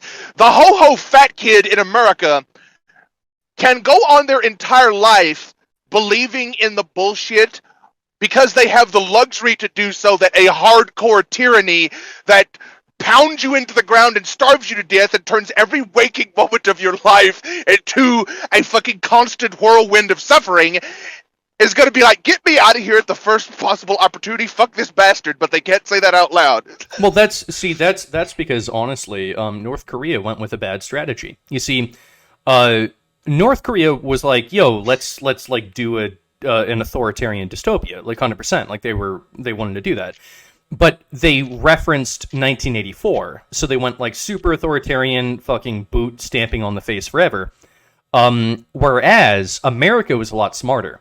We were like, you know what? We can actually do authoritarian dystopian regime, but instead of referencing 1984, we will go with George Orwell's Aldous Huxley's Brave New World, and so we will actually make it so that the people enjoy the boot stomping on their face forever. They will ask for the boot. They will want the boot. They will cherish the boot. They will kiss the boot, because the boot will provide them with pleasure. America is more akin to Brave New World. We're smarter about our dystopian authoritarian regimes. Let Parallax get in on this. No, I'm okay. I was just kind of thinking this is along the lines of the Catholic virtue of chastity. And normally people think of chastity as just like not having sex, but chastity is actually like the formal definition is like understanding the intellect in the context of being human. So it's not like the intellect is not isolated from like your physical nature as being a human being. And so part of that is obviously sex, but it's like to understand the natural order of having a body and like living with that reality. It's not like just purely being trapped in the intellect and the mind or in thinking about spiritual things, but like the manifestation into the physical and the physical's effect on the practicality of the intellect and the spiritual. It's just kind of that like where the intellect disconnects from reality in this sense is kind of what we're touching on.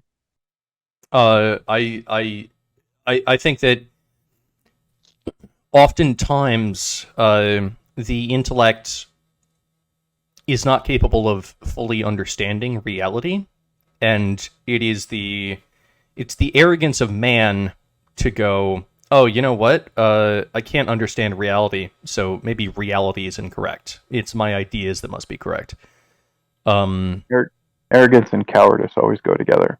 Yeah, absolutely. You're always pretending to be something that you're not entitled to, and then when you're faced with the actual challenge, you run. Right. You're always hiding from something. Yeah. The fact of the matter is that the human brain is great, but it is not infinite, and it is not all powerful, sure. And there are things out there that are beyond your understanding. Fundamentally, and I'm not even talking about I'm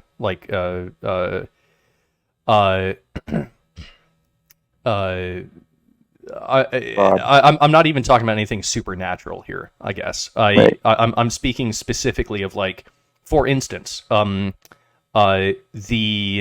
evolutionary process, the way that an ecosystem works, the way that an economy works.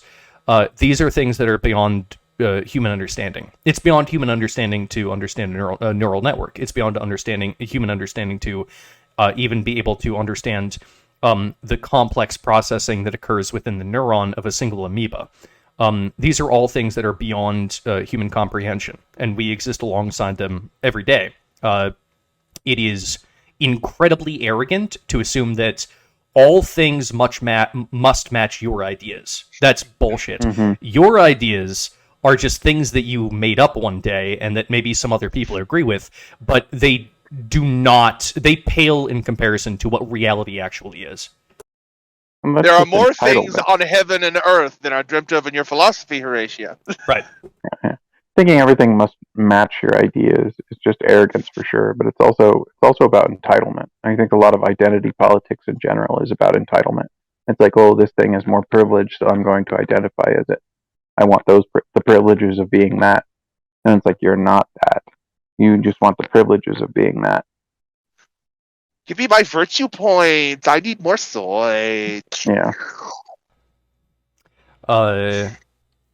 So I had a conversation with a Buddhist this week, and it was a really good conversation. In fact, I want to talk to this particular Buddhist more because they're a smart guy. I mean, a lot of Buddhists tend to be relatively smart and also relatively humble. But I disagree with Buddhism fundamentally. I think that I'm more of the on the Taoist side of things, although I wouldn't call myself a Taoist either. But anyway, I was having this conversation with the Buddhist, fantastic conversation, but it led me to this kind of thought here, where I think that a Buddhist tries to achieve enlightenment internally. They try to meditate, quiet their thoughts, and improve their focus. And then if they can focus enough and quiet their own thoughts enough and really just, I guess, find absolute peace, then through that they can achieve enlightenment. But this is an internal battle. This is something that they are doing within their own minds. Whereas, I think that when it comes to Taoism, you are effectively studying nature. This is the Wu Wei, the path or the central path. But I think that the Taoist is not trying to find enlightenment within their own mind. I think that they're students of nature, and it is the nature that is the enlightenment, and they are simply studying this process, this organism, this entity that is enlightened. And I guess by studying the enlightened thing enough, maybe you start to become a little bit more enlightened yourself. But the goal is actually not in and of itself to become enlightened. The goal is simply to follow nature. And I think that this is a key difference between Buddhism and Taoism. And this is, I guess, why I would love to have a fucking like a Buddhist or a Taoist on here to actually hash this stuff out, because I'm not sure that I'm the most well qualified to be having the discussion. But that's kind of that's how I perceive it. And the interesting thing is that if you think with nature, then you realize that, well, actually, probably both of these things are incorrect, and Catholicism must be more correct, because which is the more popular religion, and which makes it so that you have more babies? Well, it's not the Taoists. There's fleetingly few of them. Buddhists are like 10 times as popular, but they're not exactly a growing religion. If you really think with nature, then you realize, oh shit, Catholicism and Islam are actually doing something correct. They are closer to the truth than anything else, which is kind of an interesting conclusion. But fucking debate me, Buddhists. I think that you would have to, you kind of have to have both, because I mean you're going to have ideas in your head, like especially as you're taught things before you experience them. Like you're going to have an idea of what something is, and it's going to be different than your expectation. And you're going to meet the experience of nature, or whatever it is, and then it's going to create this internal conflict, and you have to settle the internal conflict also. Like, you have to bring, like, if you're going to perfect your spiritual nature, it has to be kind of like in tune with nature at the same time. Like, you can't just escape the physical reality. Like, the physical reality, if like you're a spiritual person, is part of the point of your being. Like, it's intentionally there. Like, as a Catholic, like God created the heavens and the earth kind of thing. Like, nature is there for you to learn from.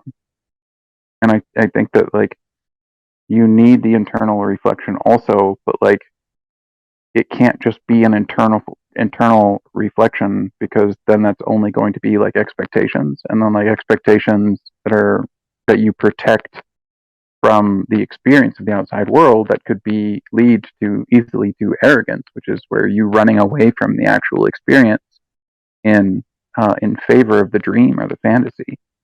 And like that does you actually no practical good, because you cannot experience good in that case, because you're always running away from the actual experience of it, for one. But you can't manifest good. You can't actually do things that are productive or good for you, or for the people that you care about. Like, there's no, like, you have to take your experiences with a grain of salt, and calm the inner ocean, so to speak. Parallax, you would identify yourself as a moral objectivist, right? Can you be like a little more specific? There are true moral claims that you can make within this universe. Sure. Right. Okay. Yeah. I am not myself a moral objectivist. I am more in the I guess the JF crowd. I would call myself a moral nihilist. That's not to say that you're wrong. It just is to say that I think I disagree with you, because you reference good, and I don't know what good is. Yeah. So like, let me pose a question for you. Like, if you have a desire, like you want something. I have many. Maybe not something. Yeah, sure, of course. Like, some of them you might have a specific desire, like I want that exact thing, and other ones, like, you don't know exactly what you want, right? How do you how would you know what you truly desire without knowing, or how do you know what would best satisfy your desire without knowing the absolute truth of the nature of yourself and what you're pursuing? Well, number one, I don't think that I can hold absolute truth of the nature of myself or the world or anything else, and I would argue that you can't either. So I'm not talking about knowing absolute truth. I'm talking about the existence of absolute truth. So, like, I can have a conception of God, but I also accept that my conception of God is very human.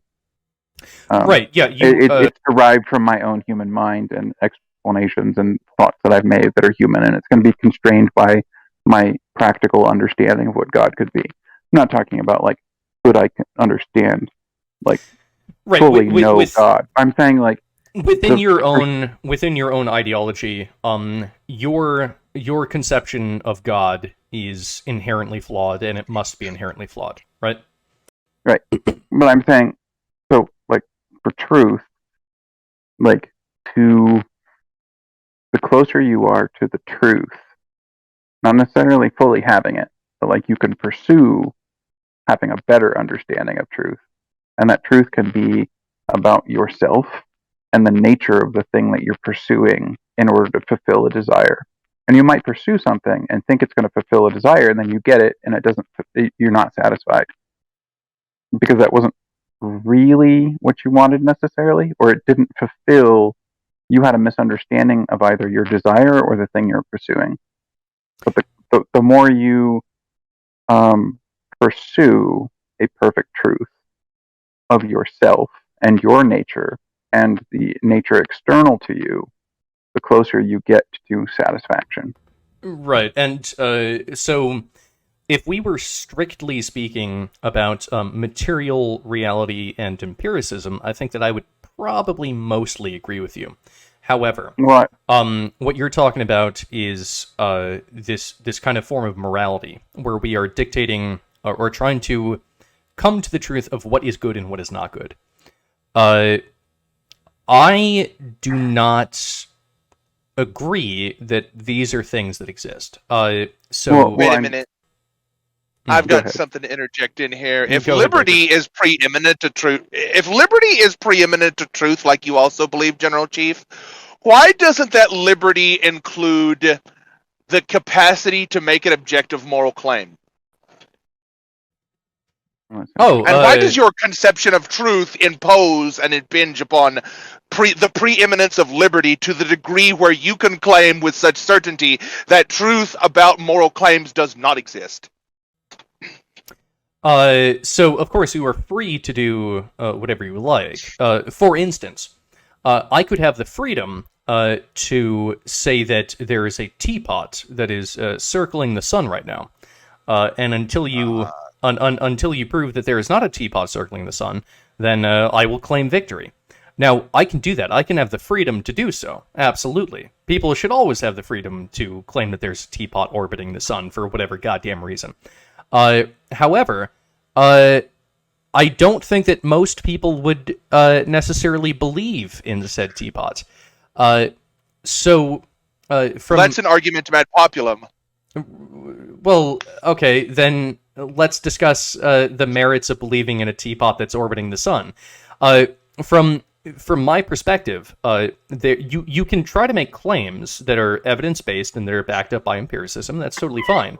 But when it comes to claims about actions and whether these actions are inherently good or inherently bad or inherently neither, maybe, I'm not so sure that there is evidence for such claims. I'm not so certain that you can actually make strong arguments for such claims, in the same way that it's difficult for me to make a strong argument for the teapot orbiting the sun. It's possible, yes, but if you're if you're going to make an objective argument about the world, which is what objective morality is attempting to do, then you ought to be able to, I don't know, show some sort of reasoning and or evidence for your claim. That is to say, I believe that I can very easily construct a world, in fact, reconstruct our world, construct it from the ground up, based off of preferences as opposed to objective morality. And I believe that preferences are like it's kind of like an Occam's razor. I believe that actually the existence of preferences are more than sufficient to explain the world that we exist in, and I do not need to evoke some sort of universal morality in order to get to where we are. I think preferences are sufficient. But you agree with me on the concept of truth in at least a materialistic sense, right? I believe I do, yeah. Okay, so then the pursuit of truth in itself is a good, since it is the pursuit, partially at least, the pursuit of the fulfillment of human desire. So that is a good for a human. No. That's not why I pursue truth. I pursue truth because evolution built into me a set of preferences. Part of those preferences are to make sure that I reproduce.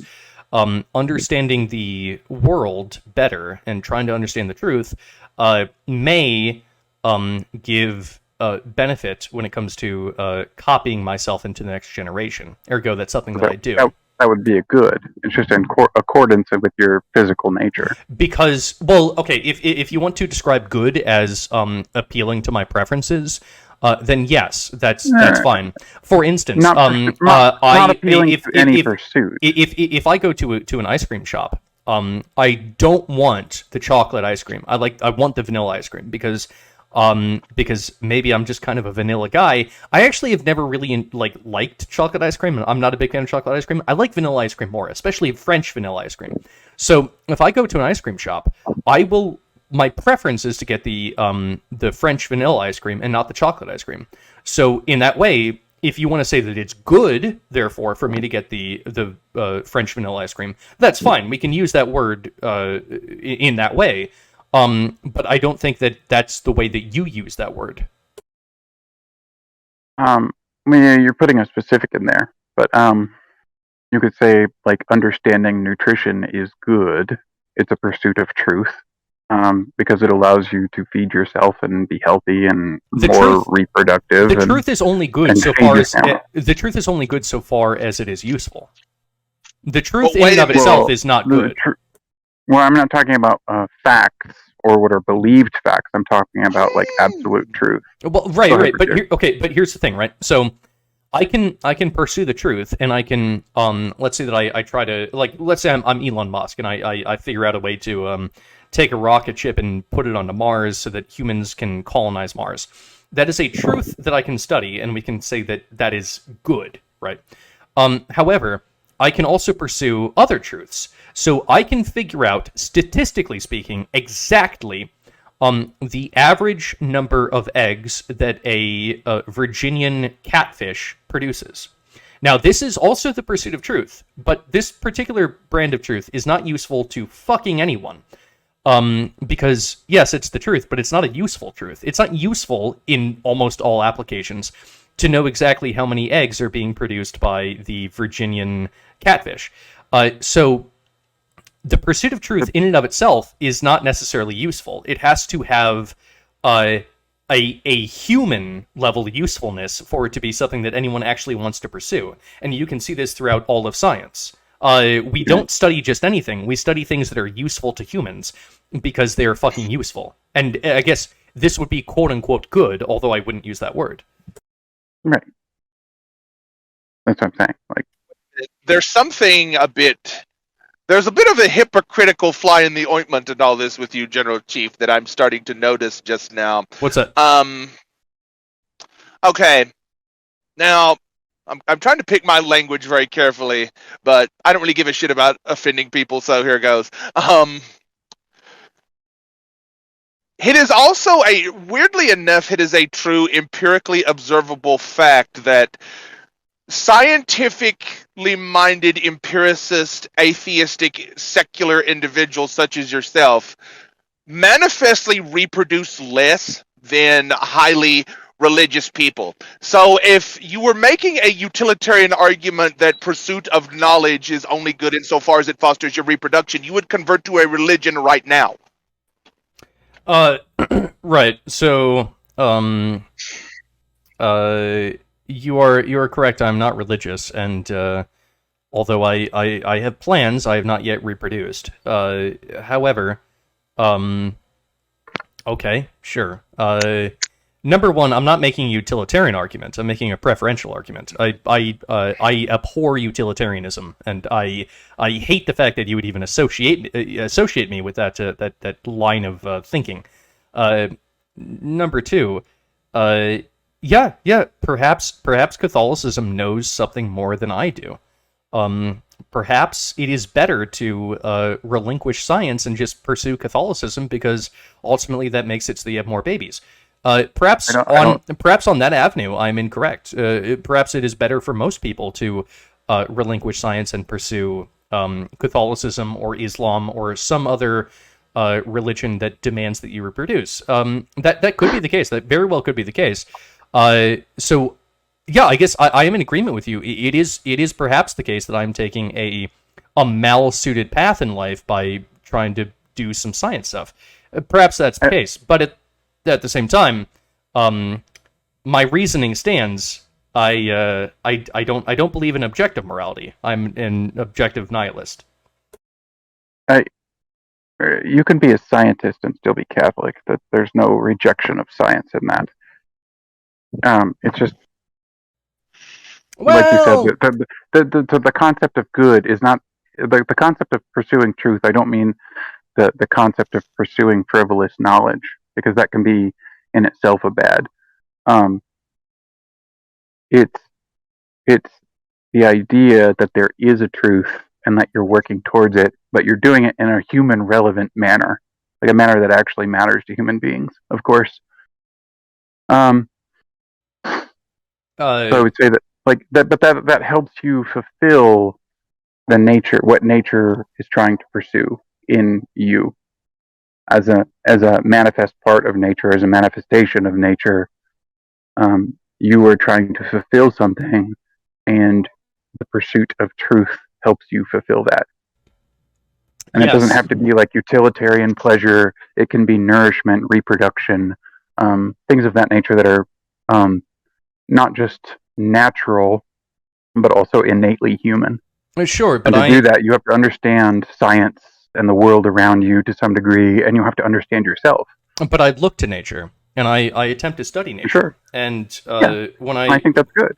when I look at nature, I do not see goodness in nature. Nature is an entity that is more than willing to sacrifice 99 baby sea turtles in order to make sure that the best sea turtle makes it to the ocean. I'm not saying that's good or bad, though. Well, I'm saying the pursuit of I agree with you. knowing is what's good. But when you look at nature, nature does not seem concerned with any sort of, I guess, human conception of ethics or morality. Nature is more than willing to make creatures suffer, make baby creatures suffer. It's kind of like this churning meat grinder that it causes massive suffering for all organisms that are involved, but at the end of the day, it does produce a better organism. I wouldn't argue that suffering is evil, though. Well, okay, but look at what nature is. It's almost like this sociopathic algorithm that always produces a more fit organism, but does not care how much suffering it takes to get there. So I don't see nature as being inherently bad or inherently good. It's something different. It is just nature. It is a thing that is doing what it will do because that is the pattern that is a result of the universe that we live in. It is trying to maximize entropy, and so that is what it does. It cares not for our human conceptions of what is good and what is not good. So when it comes to this Catholic, let's specifically Catholic conception of what is good, I think that this is muddled with the thinking of man and the thinking of what is good and what is not good, because of course it is. Man is because we're muddled talking about what is good for man. But this is not actually this is human conception. Human conception, as we have talked about before, human conception is not equivalent to reality. In fact, human conception is a false shadow of reality. So when you say, yes, this is just objectively good, I go, I'm not sure that that's true. I think that you're just trying to label that thing as being objectively good.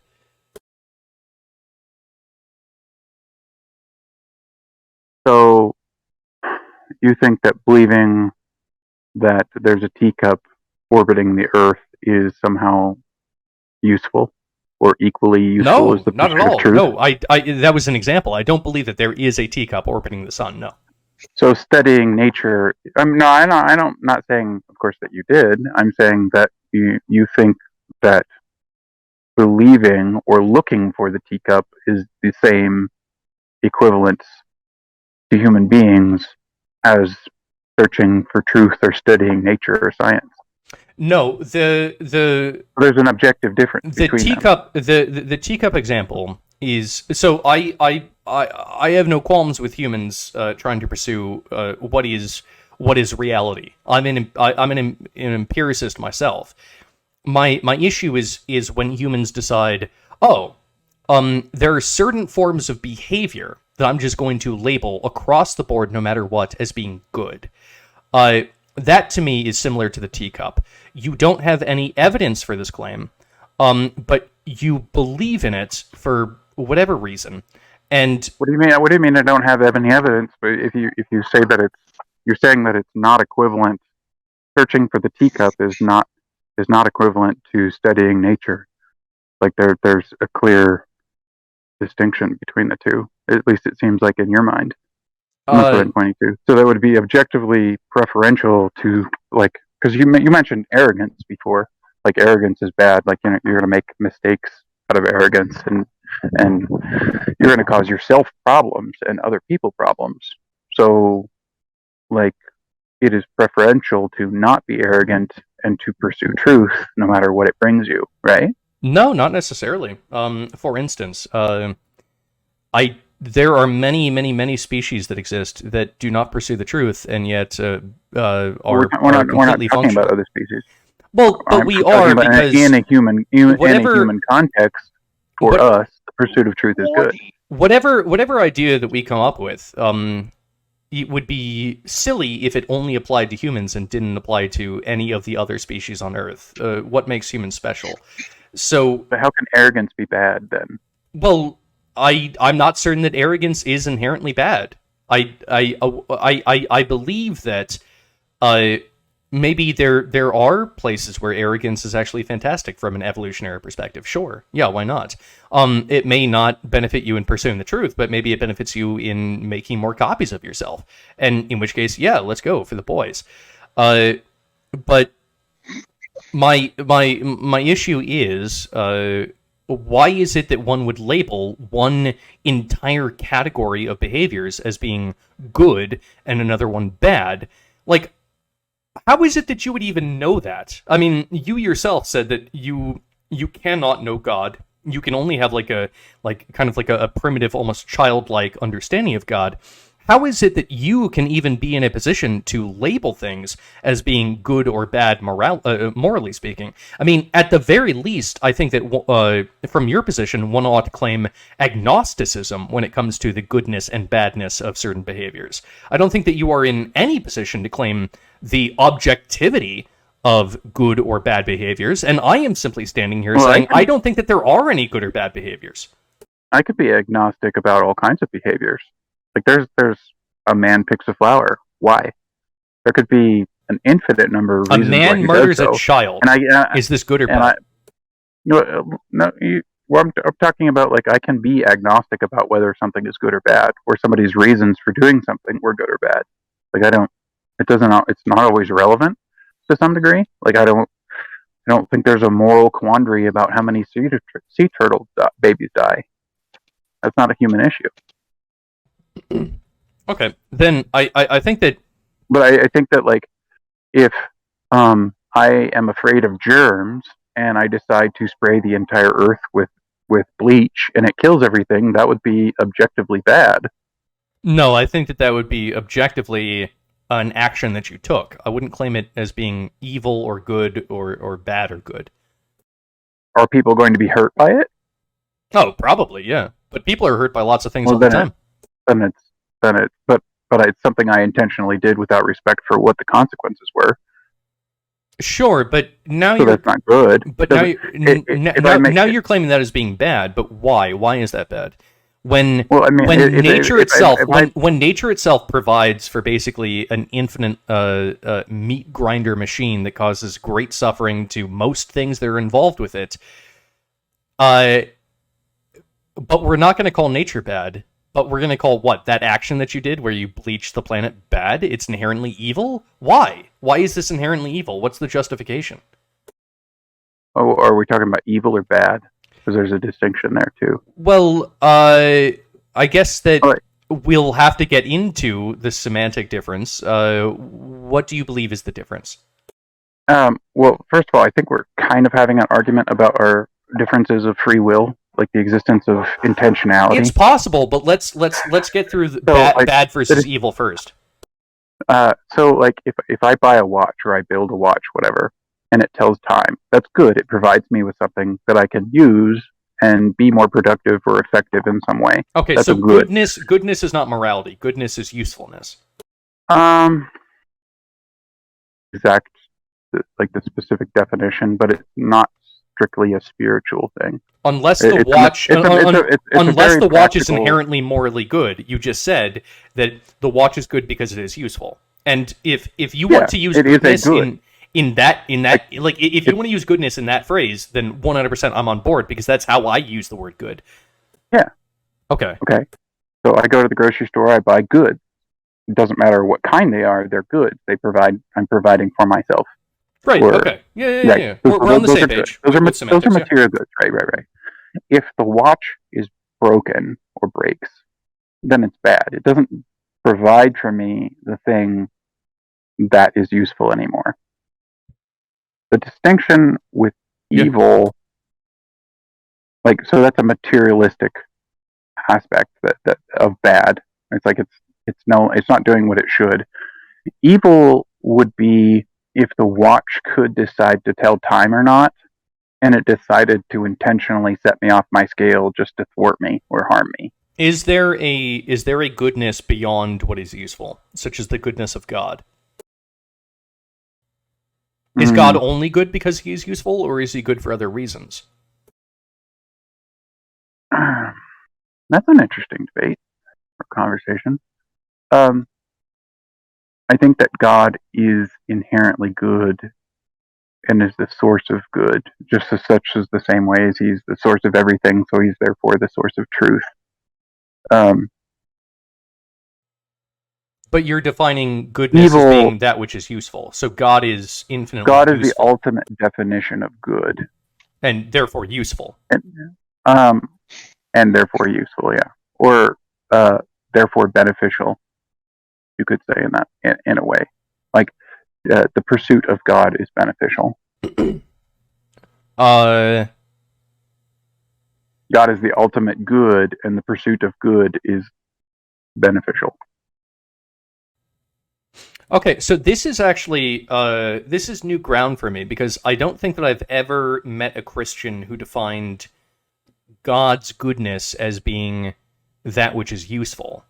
Which I think is actually I think it's actually a fantastic definition, because it's one that I think is a lot smarter than just like it's just like good, bro. Like, it's fucking holy, and like angels like it, so like it's good. I actually like this definition. We can fucking I'm pursue kind this. of in a utilitarian groove, partly because I'm used to talking to secular people. So God is like, so it's like the truth argument. God is true. God's truth comes from God, but God is truth. So like God is good. He's the source of good. Good emanates from God. Therefore, the benefits of good are obtained from the pursuit or closeness to God. I'm not super which interested is useful, but it's not in it. It's beneficial, but it's beneficial in kind of a roundabout way. I'm not super interested in your arguments that you make in appeal to secular individuals. I'm actually more interested in what you believe.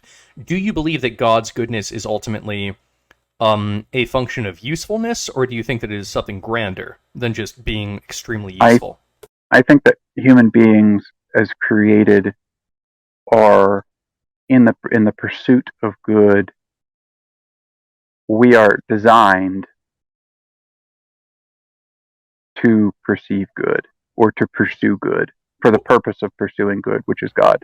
The ultimate purpose of our existence as a Christian is to know and love God, and God is good, and the pursuit of God is good.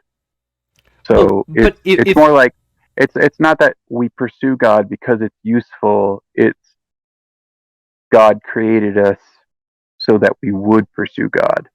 But if we are just humble evolutionary organisms, then of course we would pursue God, because you have defined God as being that which is useful. And if there's one thing that that evolutionary organisms do, it's they pursue useful things. So technically speaking, I think that you have made God equivalent to just evolving to become better at your environment. I think no. See, you're reversing the cause and effect. Okay. From my perspective as a Christian, God created us to pursue good, and he manifested the nature of good also in nature. So, like, the pursuit of good in a purely material sense is a reflection of the supernatural sense, and the supernatural is not like something outside of the natural. It is the natural order, but it's like a higher level of the natural order. Okay, so what is goodness within the supernatural sense? Purely speaking, it's to know and love God, the pursuit of God. It's God is equivalent to goodness, right? Yeah. Well, not just that, but God is also equivalent to truth. Potentially a bit of a tautology that we're getting into here. Because if Wait God, a minute. Go ahead, Breaker. In the Aquinian definition of Thomas Aquinas, he defined God as ipsum esse, persistence of being, to be itself. I am that I am. It's the essential state of being itself. Yeah, which manifests in the intellectual versus like the reality. Well, argument. if God is simply being, then actually I can agree in the existence of that God, but that God would I believe not have an inherent morality. I think that God would be as much of a moral nihilist as I am, because it's specifically just about being, not about the goodness of an action.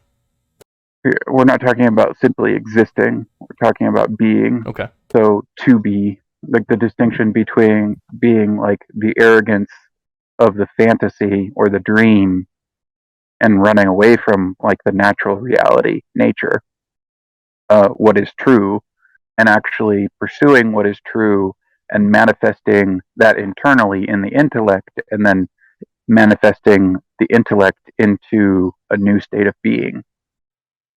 I don't know what that means. Like if you have a fantasy that you are something, that doesn't make you that thing. Oh, like trans people. Yeah, 100%. Yeah, I almost said that, and I was like, That's fucking bigotry. Like, I'm shocked and appalled by this bigotry. This has to stop. Team Fedora, epic atheism, God not real. You can believe you're the best at something, and a humble person will encounter somebody who's better than them and say, well, they're better than me, and they'll try to learn from that. They'll take the experience of that other person and maybe work harder, maybe just say, wow, that person's really better than me, and like appreciate that they're better.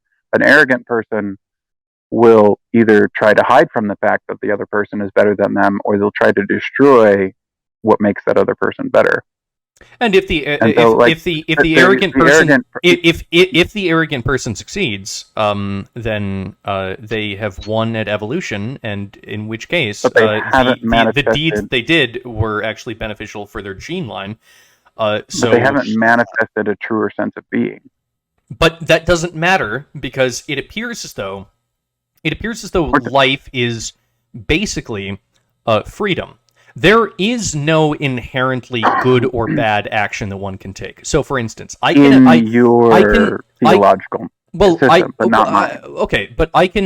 imagine a system, for instance, where let's say that I am the brother of the king, and if I murder the son of the king, then I become the next in line for the throne, and maybe that will benefit my own reproduction massively.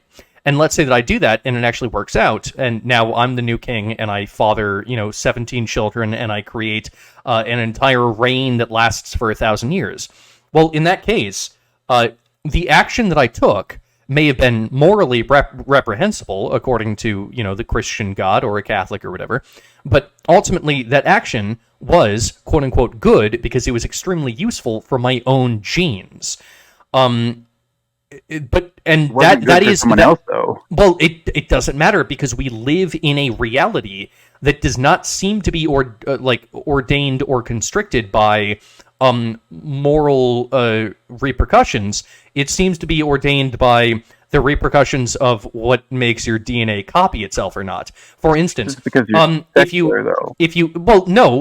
look at lions, right? We look at nature for what truth is. We don't look to ourselves. We look at nature, and within nature, a lion, let's say that a lion kills the patriarch of a pack of lions. That lion that invaded and killed the patriarch will then go and eat all of the cubs that were from that original lion. Why? Well, it makes evolutionary sense. You don't want your competitor to have his sons just kind of flowing around. These are the things that have existed within nature for the last 4 billion years. And it is only within the past, like, maybe 10,000 years that human beings have come around and they said, you know what, I don't like how nature works, so I'm going to impose my own ideas about how things ought work. And the thing is that humans are probably not correct here because we're new to the scene. We're like, when it comes to our reasoning and our thinking, we're barely like 10,000 years old. What makes it so that human morality is suddenly like on top of the dynamics of nature? I would say extremely unlikely. So, would you prefer to live in a human society where we just resort to violence until we're going at each other with wooden sticks because everything is rubble? I would argue that actually I believe that we live in exactly the society that I am talking about. Most people are not actually working off of morality or ethics, but humans are selfish. And so, for instance, let's say that I'm really angry at someone and I want to kill them. Well, I don't kill them, even though I want to, because of the repercussions. It's not because I think I'm going to go to hell or that God is going to judge me. It's that it doesn't make logical sense for me to go on a killing spree unless I'm a goddamn sociopath. Because it doesn't benefit me. Do you think we should objectively remove all the repercussions then?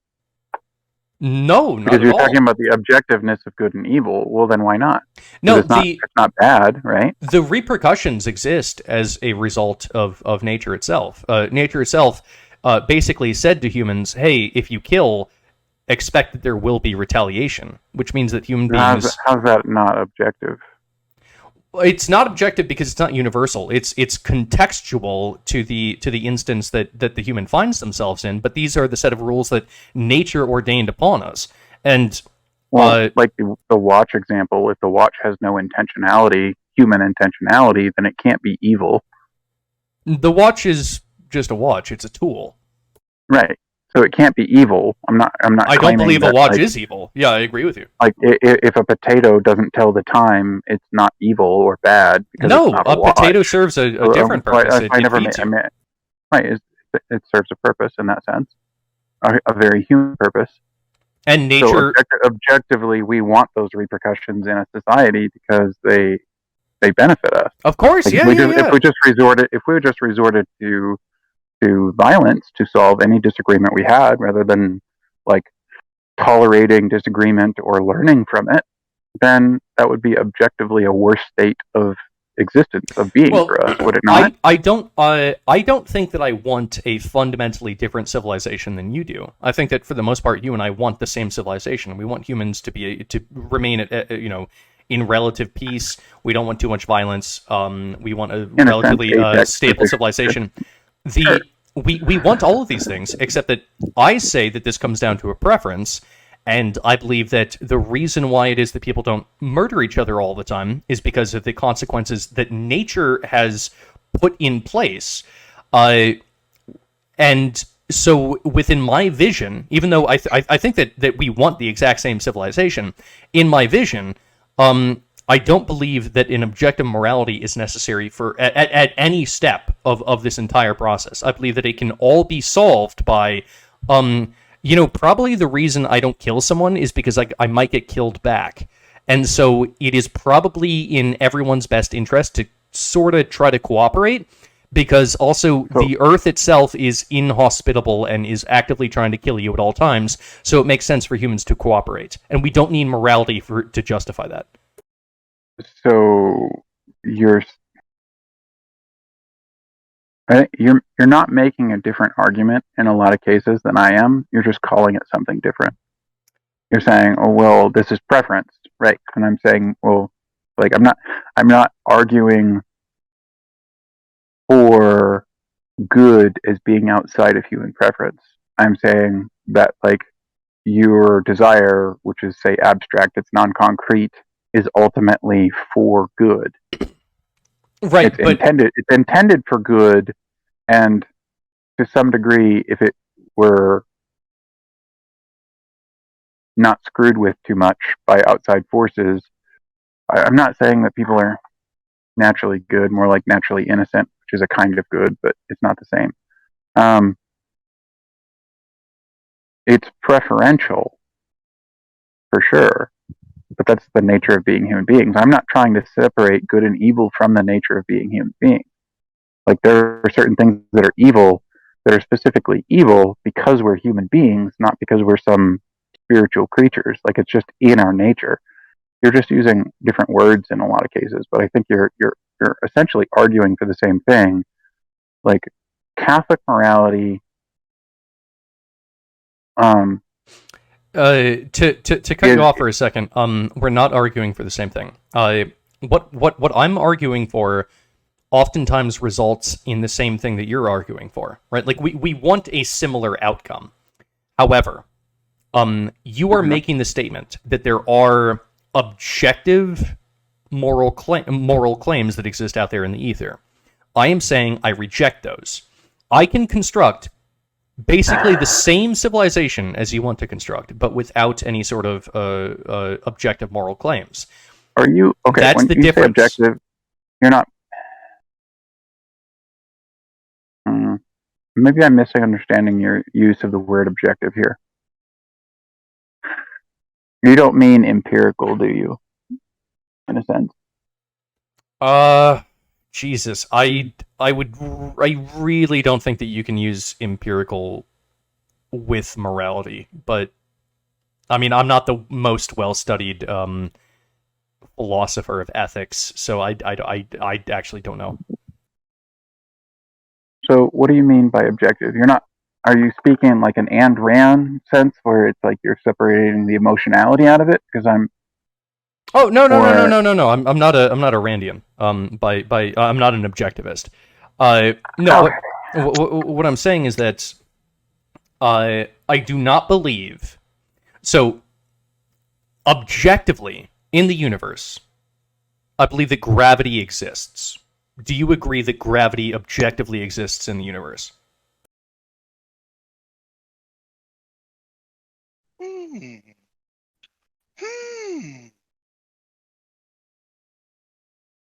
he die? Where Parallax? did everyone go? Oh, shit. I guess he must he must have lost connection there for a bit. That was actually a really good conversation. We'll get back to it in a minute. Do you think that objectivity and truth are the same thing? No, I don't believe so. Okay, so objectivity has more to do with existence at base than it does with conceptualized truths. I was actually going to use the words in the inverse fashion. But yeah. Because if it's true that gravity exists, but you put truth as like an emergent property that emanates from freedom, then it's merely your lack of freedom to defy gravity that makes gravity true. No, gravity appears to exist. No matter what we do. Whether human beings ever existed or not, gravity appears to exist. Parallax is back. No, he's not. Actually, he just lost connection again. Womp, womp, womp. How unfortunate. So if gravity is like an existential component of reality, then trying to claim that gravity is true or empirically instantiate gravity is kind of like this frivolous tail-chasing effort that you engage in much further down the line, that in a sense gravity would exist regardless of what you think about it. So to think anything about it at all, up to and including to say that it is true or false, is a trivial errand. Yeah, to some extent. I think that gravity exists independent of humans existing. Now, here's the thing. I don't think that morality exists independent of humans. I think that morality appears to be entirely dependent on humans, which is why gravity is objective and morality is not objective, according to my worldview and the way that I see things. Is he back? Parallax, Parallax, are you back? I am. I have a double aux cord, and then I stepped on it and then plugged the wrong one in. Sorry. Womp, womp, womp. Okay, yeah, you were being retarded, 100%. But Parallax, Sure. I left off at do you believe in the objectivity of gravity?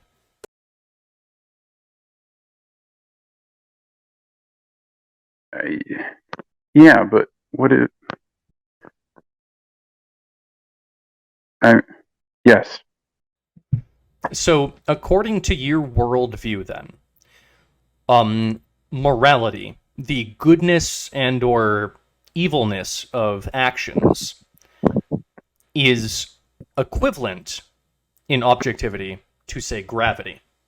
And this is where I disagree with you, because I think that gravity exists independent of humans, whereas I believe that morality is essentially dependent on human beings to exist and interpret. So I do not believe that it is objective to the universe. Gravity is objective to the universe. Stars are objective to the universe. Morality, I'm not so certain. I think that morality is a human invention. I'm not sure that he's even going to disagree with you, because the way I'm thinking about it, that doesn't really seem to be like contradictory with Catholicism too much. But I'll let Parallax go. Go, Parallax, go before you step on the cord again. I'm just double checking my understanding of objectivity. Lack of favoritism. So, I mean, technically, human morality does exist for humans, because humans kind of fucked up with the whole Garden of Eden thing. Yes, so, but also English exists for humans, but that doesn't make English objective. No, that's true. Would you say that SJWs or transgender people are happy? I don't know all of their internal emotional states, but if I were to guess based off of how they behave in general, they seem to be deeply unhappy. And I would say that statistical studies actually bear that out. So without like favoritism, because I'm not a conservative, like I would say that their ideology objectively makes them unhappy, or maybe something about what they believe or something about them. They are objectively unhappy. Like we can say without bias of our own political views, like they're not happy people. I'm not sure how it is that one would measure happiness. What I can say is, if self-surveyed. Let's say that we have a some sort of like a test, like an IQ test that we can do, except instead of intelligence, it measures unhappiness. And let's say that we give this to trans people. Then in that case, we can objectively measure that this test is telling us that according to the parameters of this test, they tend to be unhappier. Tend to be unhappier is the key word there. Because maybe there's a couple assholes that are fucking super happy, and they're just gay as fuck. And I mean gay in the happy sense of that word. Sure. So yeah, I mean, yeah, you could do that. Well, sure. We might not have a very good understanding of happy, but if we pursue the truth of what happy means, then we could survey it better, and that would be more useful to measuring what makes us happy, right? I'm not sure that there is actually truth in happiness. Like, what is the truth that you're pursuing there? Like, what? It's an emotional state. Like, actually, you're not pursuing anything objective. You're pursuing something that is subjective. How is that not?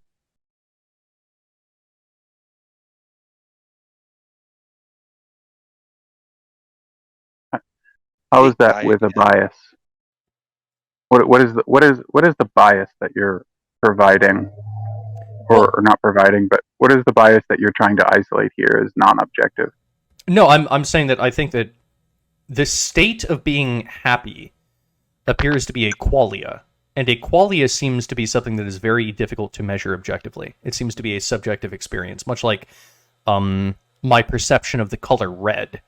It seems very, very, very difficult to take any sort of qualia and churn it into something that we can call objective. I haven't thought about this that much, but I think you're reducing that to empiricism then. Well, how else would you try to objectively quantify happiness? It would have to be through empiricism, would it not? So you said that objectivity is not empirical. So I'm a little confused. Wait, no. I didn't say that objectivity wasn't empirical. What I was saying was that happiness is subjective. Right, and I'm trying to get to our difference potentially on the use of objectivity here. And previously you said that you would not equate objectivity with imperialistic, being imperial. Start calling him more names and start fighting. We're not. Tell him he's going to hell. We're not fighting. We're General Chief, you're going to hell. We have a misalignment of maybe like a tautology or something. No, this It's not entertaining enough. Actually, most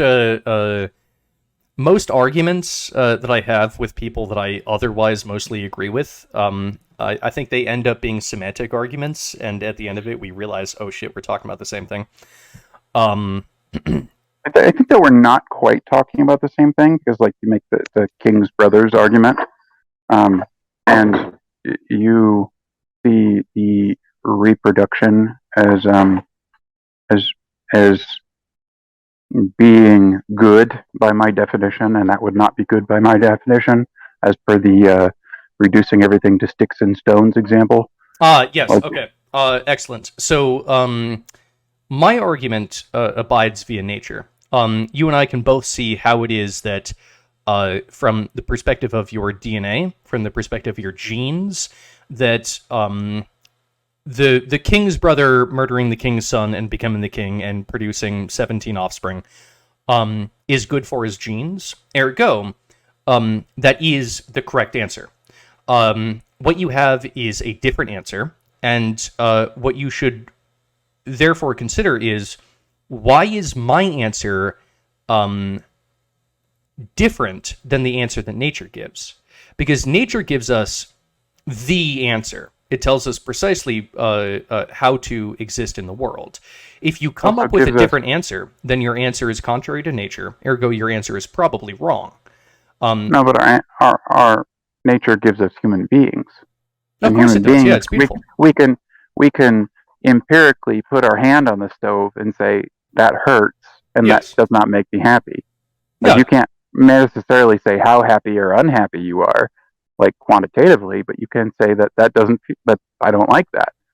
Right, you can totally do that. And in that case, when it comes to the hot stove, you and I are both agreeing with what nature tells us. But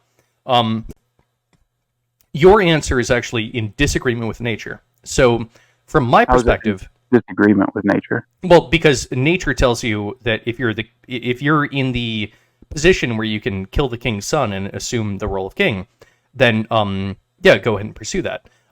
Especially What if we're not the king's brother, but we just kill the king to replace him? Okay, again, let's take this specific scenario, and then we can think about other scenarios. But when it comes to this specific scenario, nature tells us if you're the king's brother and you're not going to face any consequences, you'll get away with it, then absolutely kill the king's son, because that is what nature effectively demands of you. Whereas your answer goes against nature. Now, it goes against nature in favor of more of the Catholic idea of morality and like, I don't know, being closer to God or whatever. But you have to inject the lack of consequences, which is not answer, natural. right? But your answer goes against what nature tells us we ought do. Now, I am personally of the opinion that nature is greater than man. So if you have an answer that disagrees with nature, then it is you that has the incorrect answer. It is not nature. Nature never has the incorrect answer. I don't think I've said that nature has the incorrect answer. I think that you I don't think you explicitly removed consequences from your argument to say that nature is this, but consequences are natural. I said if you could get So away. you had to I said if you could get away with it. Do you think that no one has? That is to remove part of nature's opinion that's inconvenient to you. Do you think that no one has ever gotten away with something in the history of humanity? Actually, it happens all the time. There are many instances within nature where you can do something that is quote-unquote wrong, but you can get away with it and it benefits you. That happens all the time in nature. Literally all the time. That's not an isolated incident. That happens. People get away with shit all the time. Much like how... do you want to live in that society where everybody's just getting away with stuff? There's no societal consequences for doing anything. No, I live in these... Well, you don't want that. Why not? Is that objective? I live in the society that is constructed by nature. I accept that I live within this society. I do not think that it is necessarily inherently good nor evil. I believe that I live in a society that is constructed by nature. Has nature apparently constructed a civilization with trans kids in it? Yes. Do I find this unfortunate? Yes. But do I have to continue to live in this civilization anyway? Also, yes. But by your own argument, like the lack of reproduction is bad, because that would be against nature. Although by your own argument, also, since everything is just natural preference, that is also fine. Although it doesn't meet your requirement that everything move towards reproduction. If all the lefties choose to make their kids trans and abort their own children or whatever, then that is fine with me, because that leaves more room for my own kids. No matter what, nature will find a way. No matter how crazy or retarded humans become, nature will always find a way. Well, they're denying nature, though.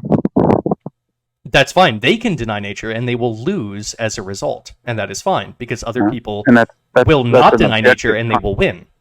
That's an objective difference in consequences between two different sets of actions, correct? Fuck yeah, let's go. So how is that unnatural? None of it's unnatural. No, we live within the beauty and I mean, of nature.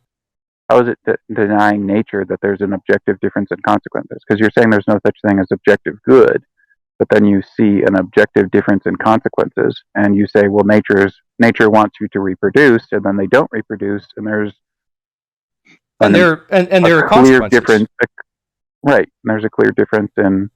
There are consequences to every single action that you take. That's not. My argument is about this idea that there is an innate goodness or evilness behind the actions that we take. I'm not against. I am specifically in favor of the idea that there are consequences for every single one of your actions, and that if you take a shit poor decision, then it's going to result in shit poor consequences.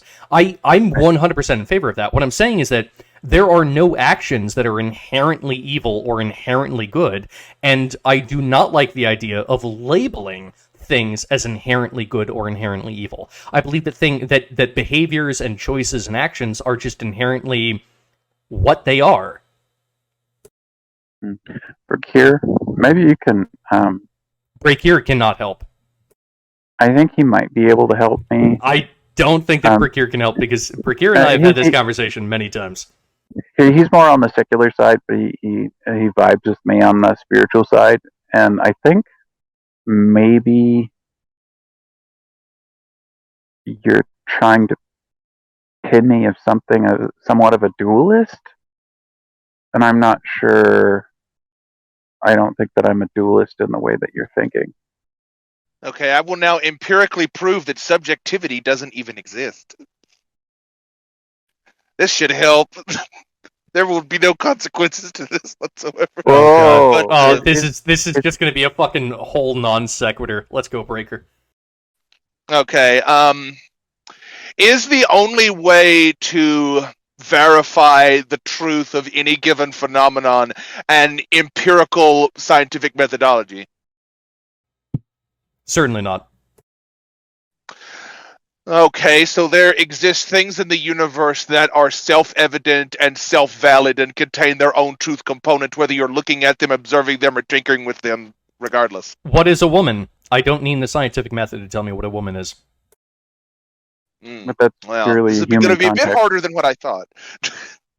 But he says that good and evil are clearly just in the human context, but then There. so is what a woman is, because that's a human concept. Is Like a woman is a human female. Is a woman good or female, evil? I mean, maybe for the most part, maybe a woman is mostly evil, but I mean, I don't know. I don't think that a woman is inherently good or evil. A woman is a woman.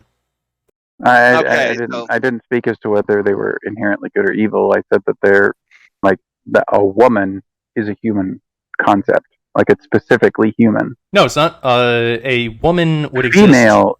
A woman No, would female exist. Well, okay, fine. Okay. That's like saying that that a bitch only exists in the context of humans. Like, okay, a female dog exists outside of the context of humans, but then human beings call a female dog a bitch. So okay, fine. So why would I When it comes expect to the a morality semantics- that didn't have a human perspective?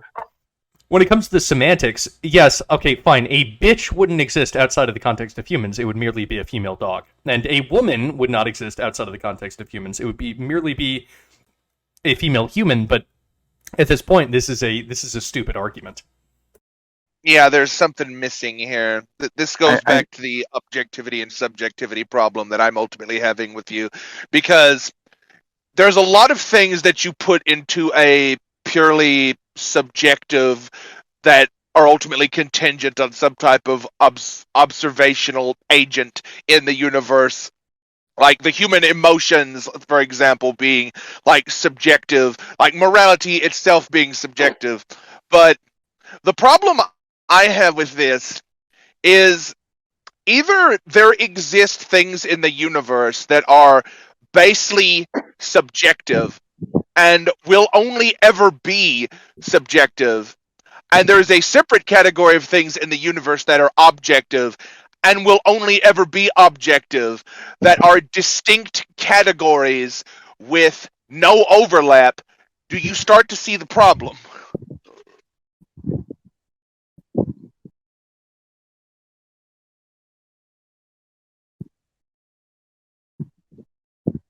Are you asking me or him? Mostly General Chief, but I think I already know how you're going to answer that, Parallax, so this is like a General Chief type of thing. Well, ultimately, human beings do not have a perfect knowledge of reality. So we really only have a subjective claim on objective reality. That is just facts. But that doesn't necessarily lessen our pursuit of knowledge and our pursuit of what is objective. We can never know anything to perfection, but we can try to know things pretty good.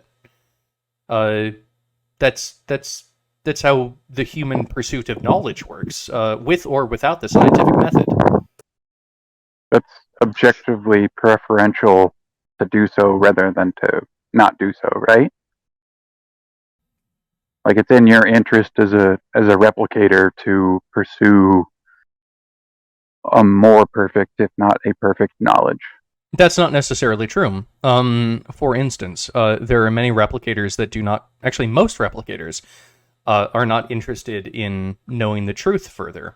Most humans are not interested in knowing the truth further, because it does not... hold on. Because it does not benefit them replicating themselves. Wolves do not care about knowing the truth.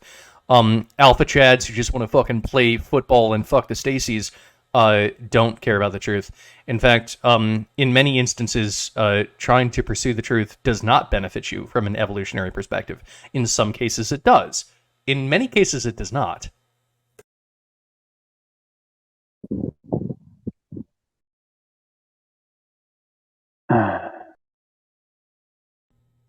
Well, with that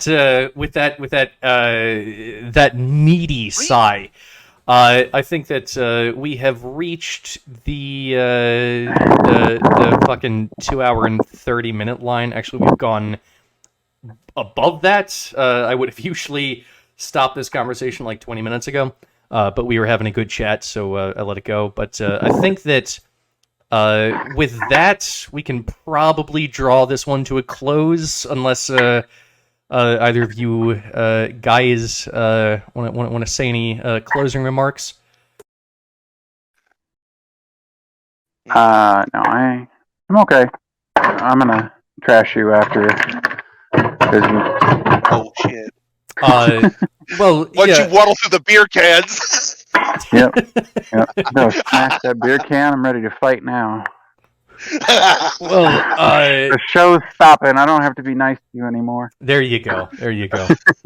Breaker, any final words of wisdom for the public? I don't actually think the object-subject dichotomy exists at the most fundamental levels, which I will expound upon briefly. Hopefully, I'll touch upon this again in a future show. We've already talked about this before in a past show with the moral nihilism argument, but this type of thing will keep coming up, and this will be like an ever-present thread of drama and conflict between all of us as time goes forward. So expect to see more of this. Hopefully, next week we'll have more fucking news to talk about. Yeah, I'm detecting a dualism in this that needs to be fished out. Well, this is good, and Parallax, I have enjoyed having you on the show because It's been fun. Breaker and I we either agree on too many things or he doesn't put up a fight about enough. But you do, and so this is constructive, and I always enjoy having the fight because I like debates. I like having the fight. Let's go. Exactly. But anyway, with that, thank you everyone for listening. Remember to if you like what we're doing here, remember to like and subscribe. We appreciate it. And with that, yeah, we will sign off. Peace out, everyone. Later, Gators.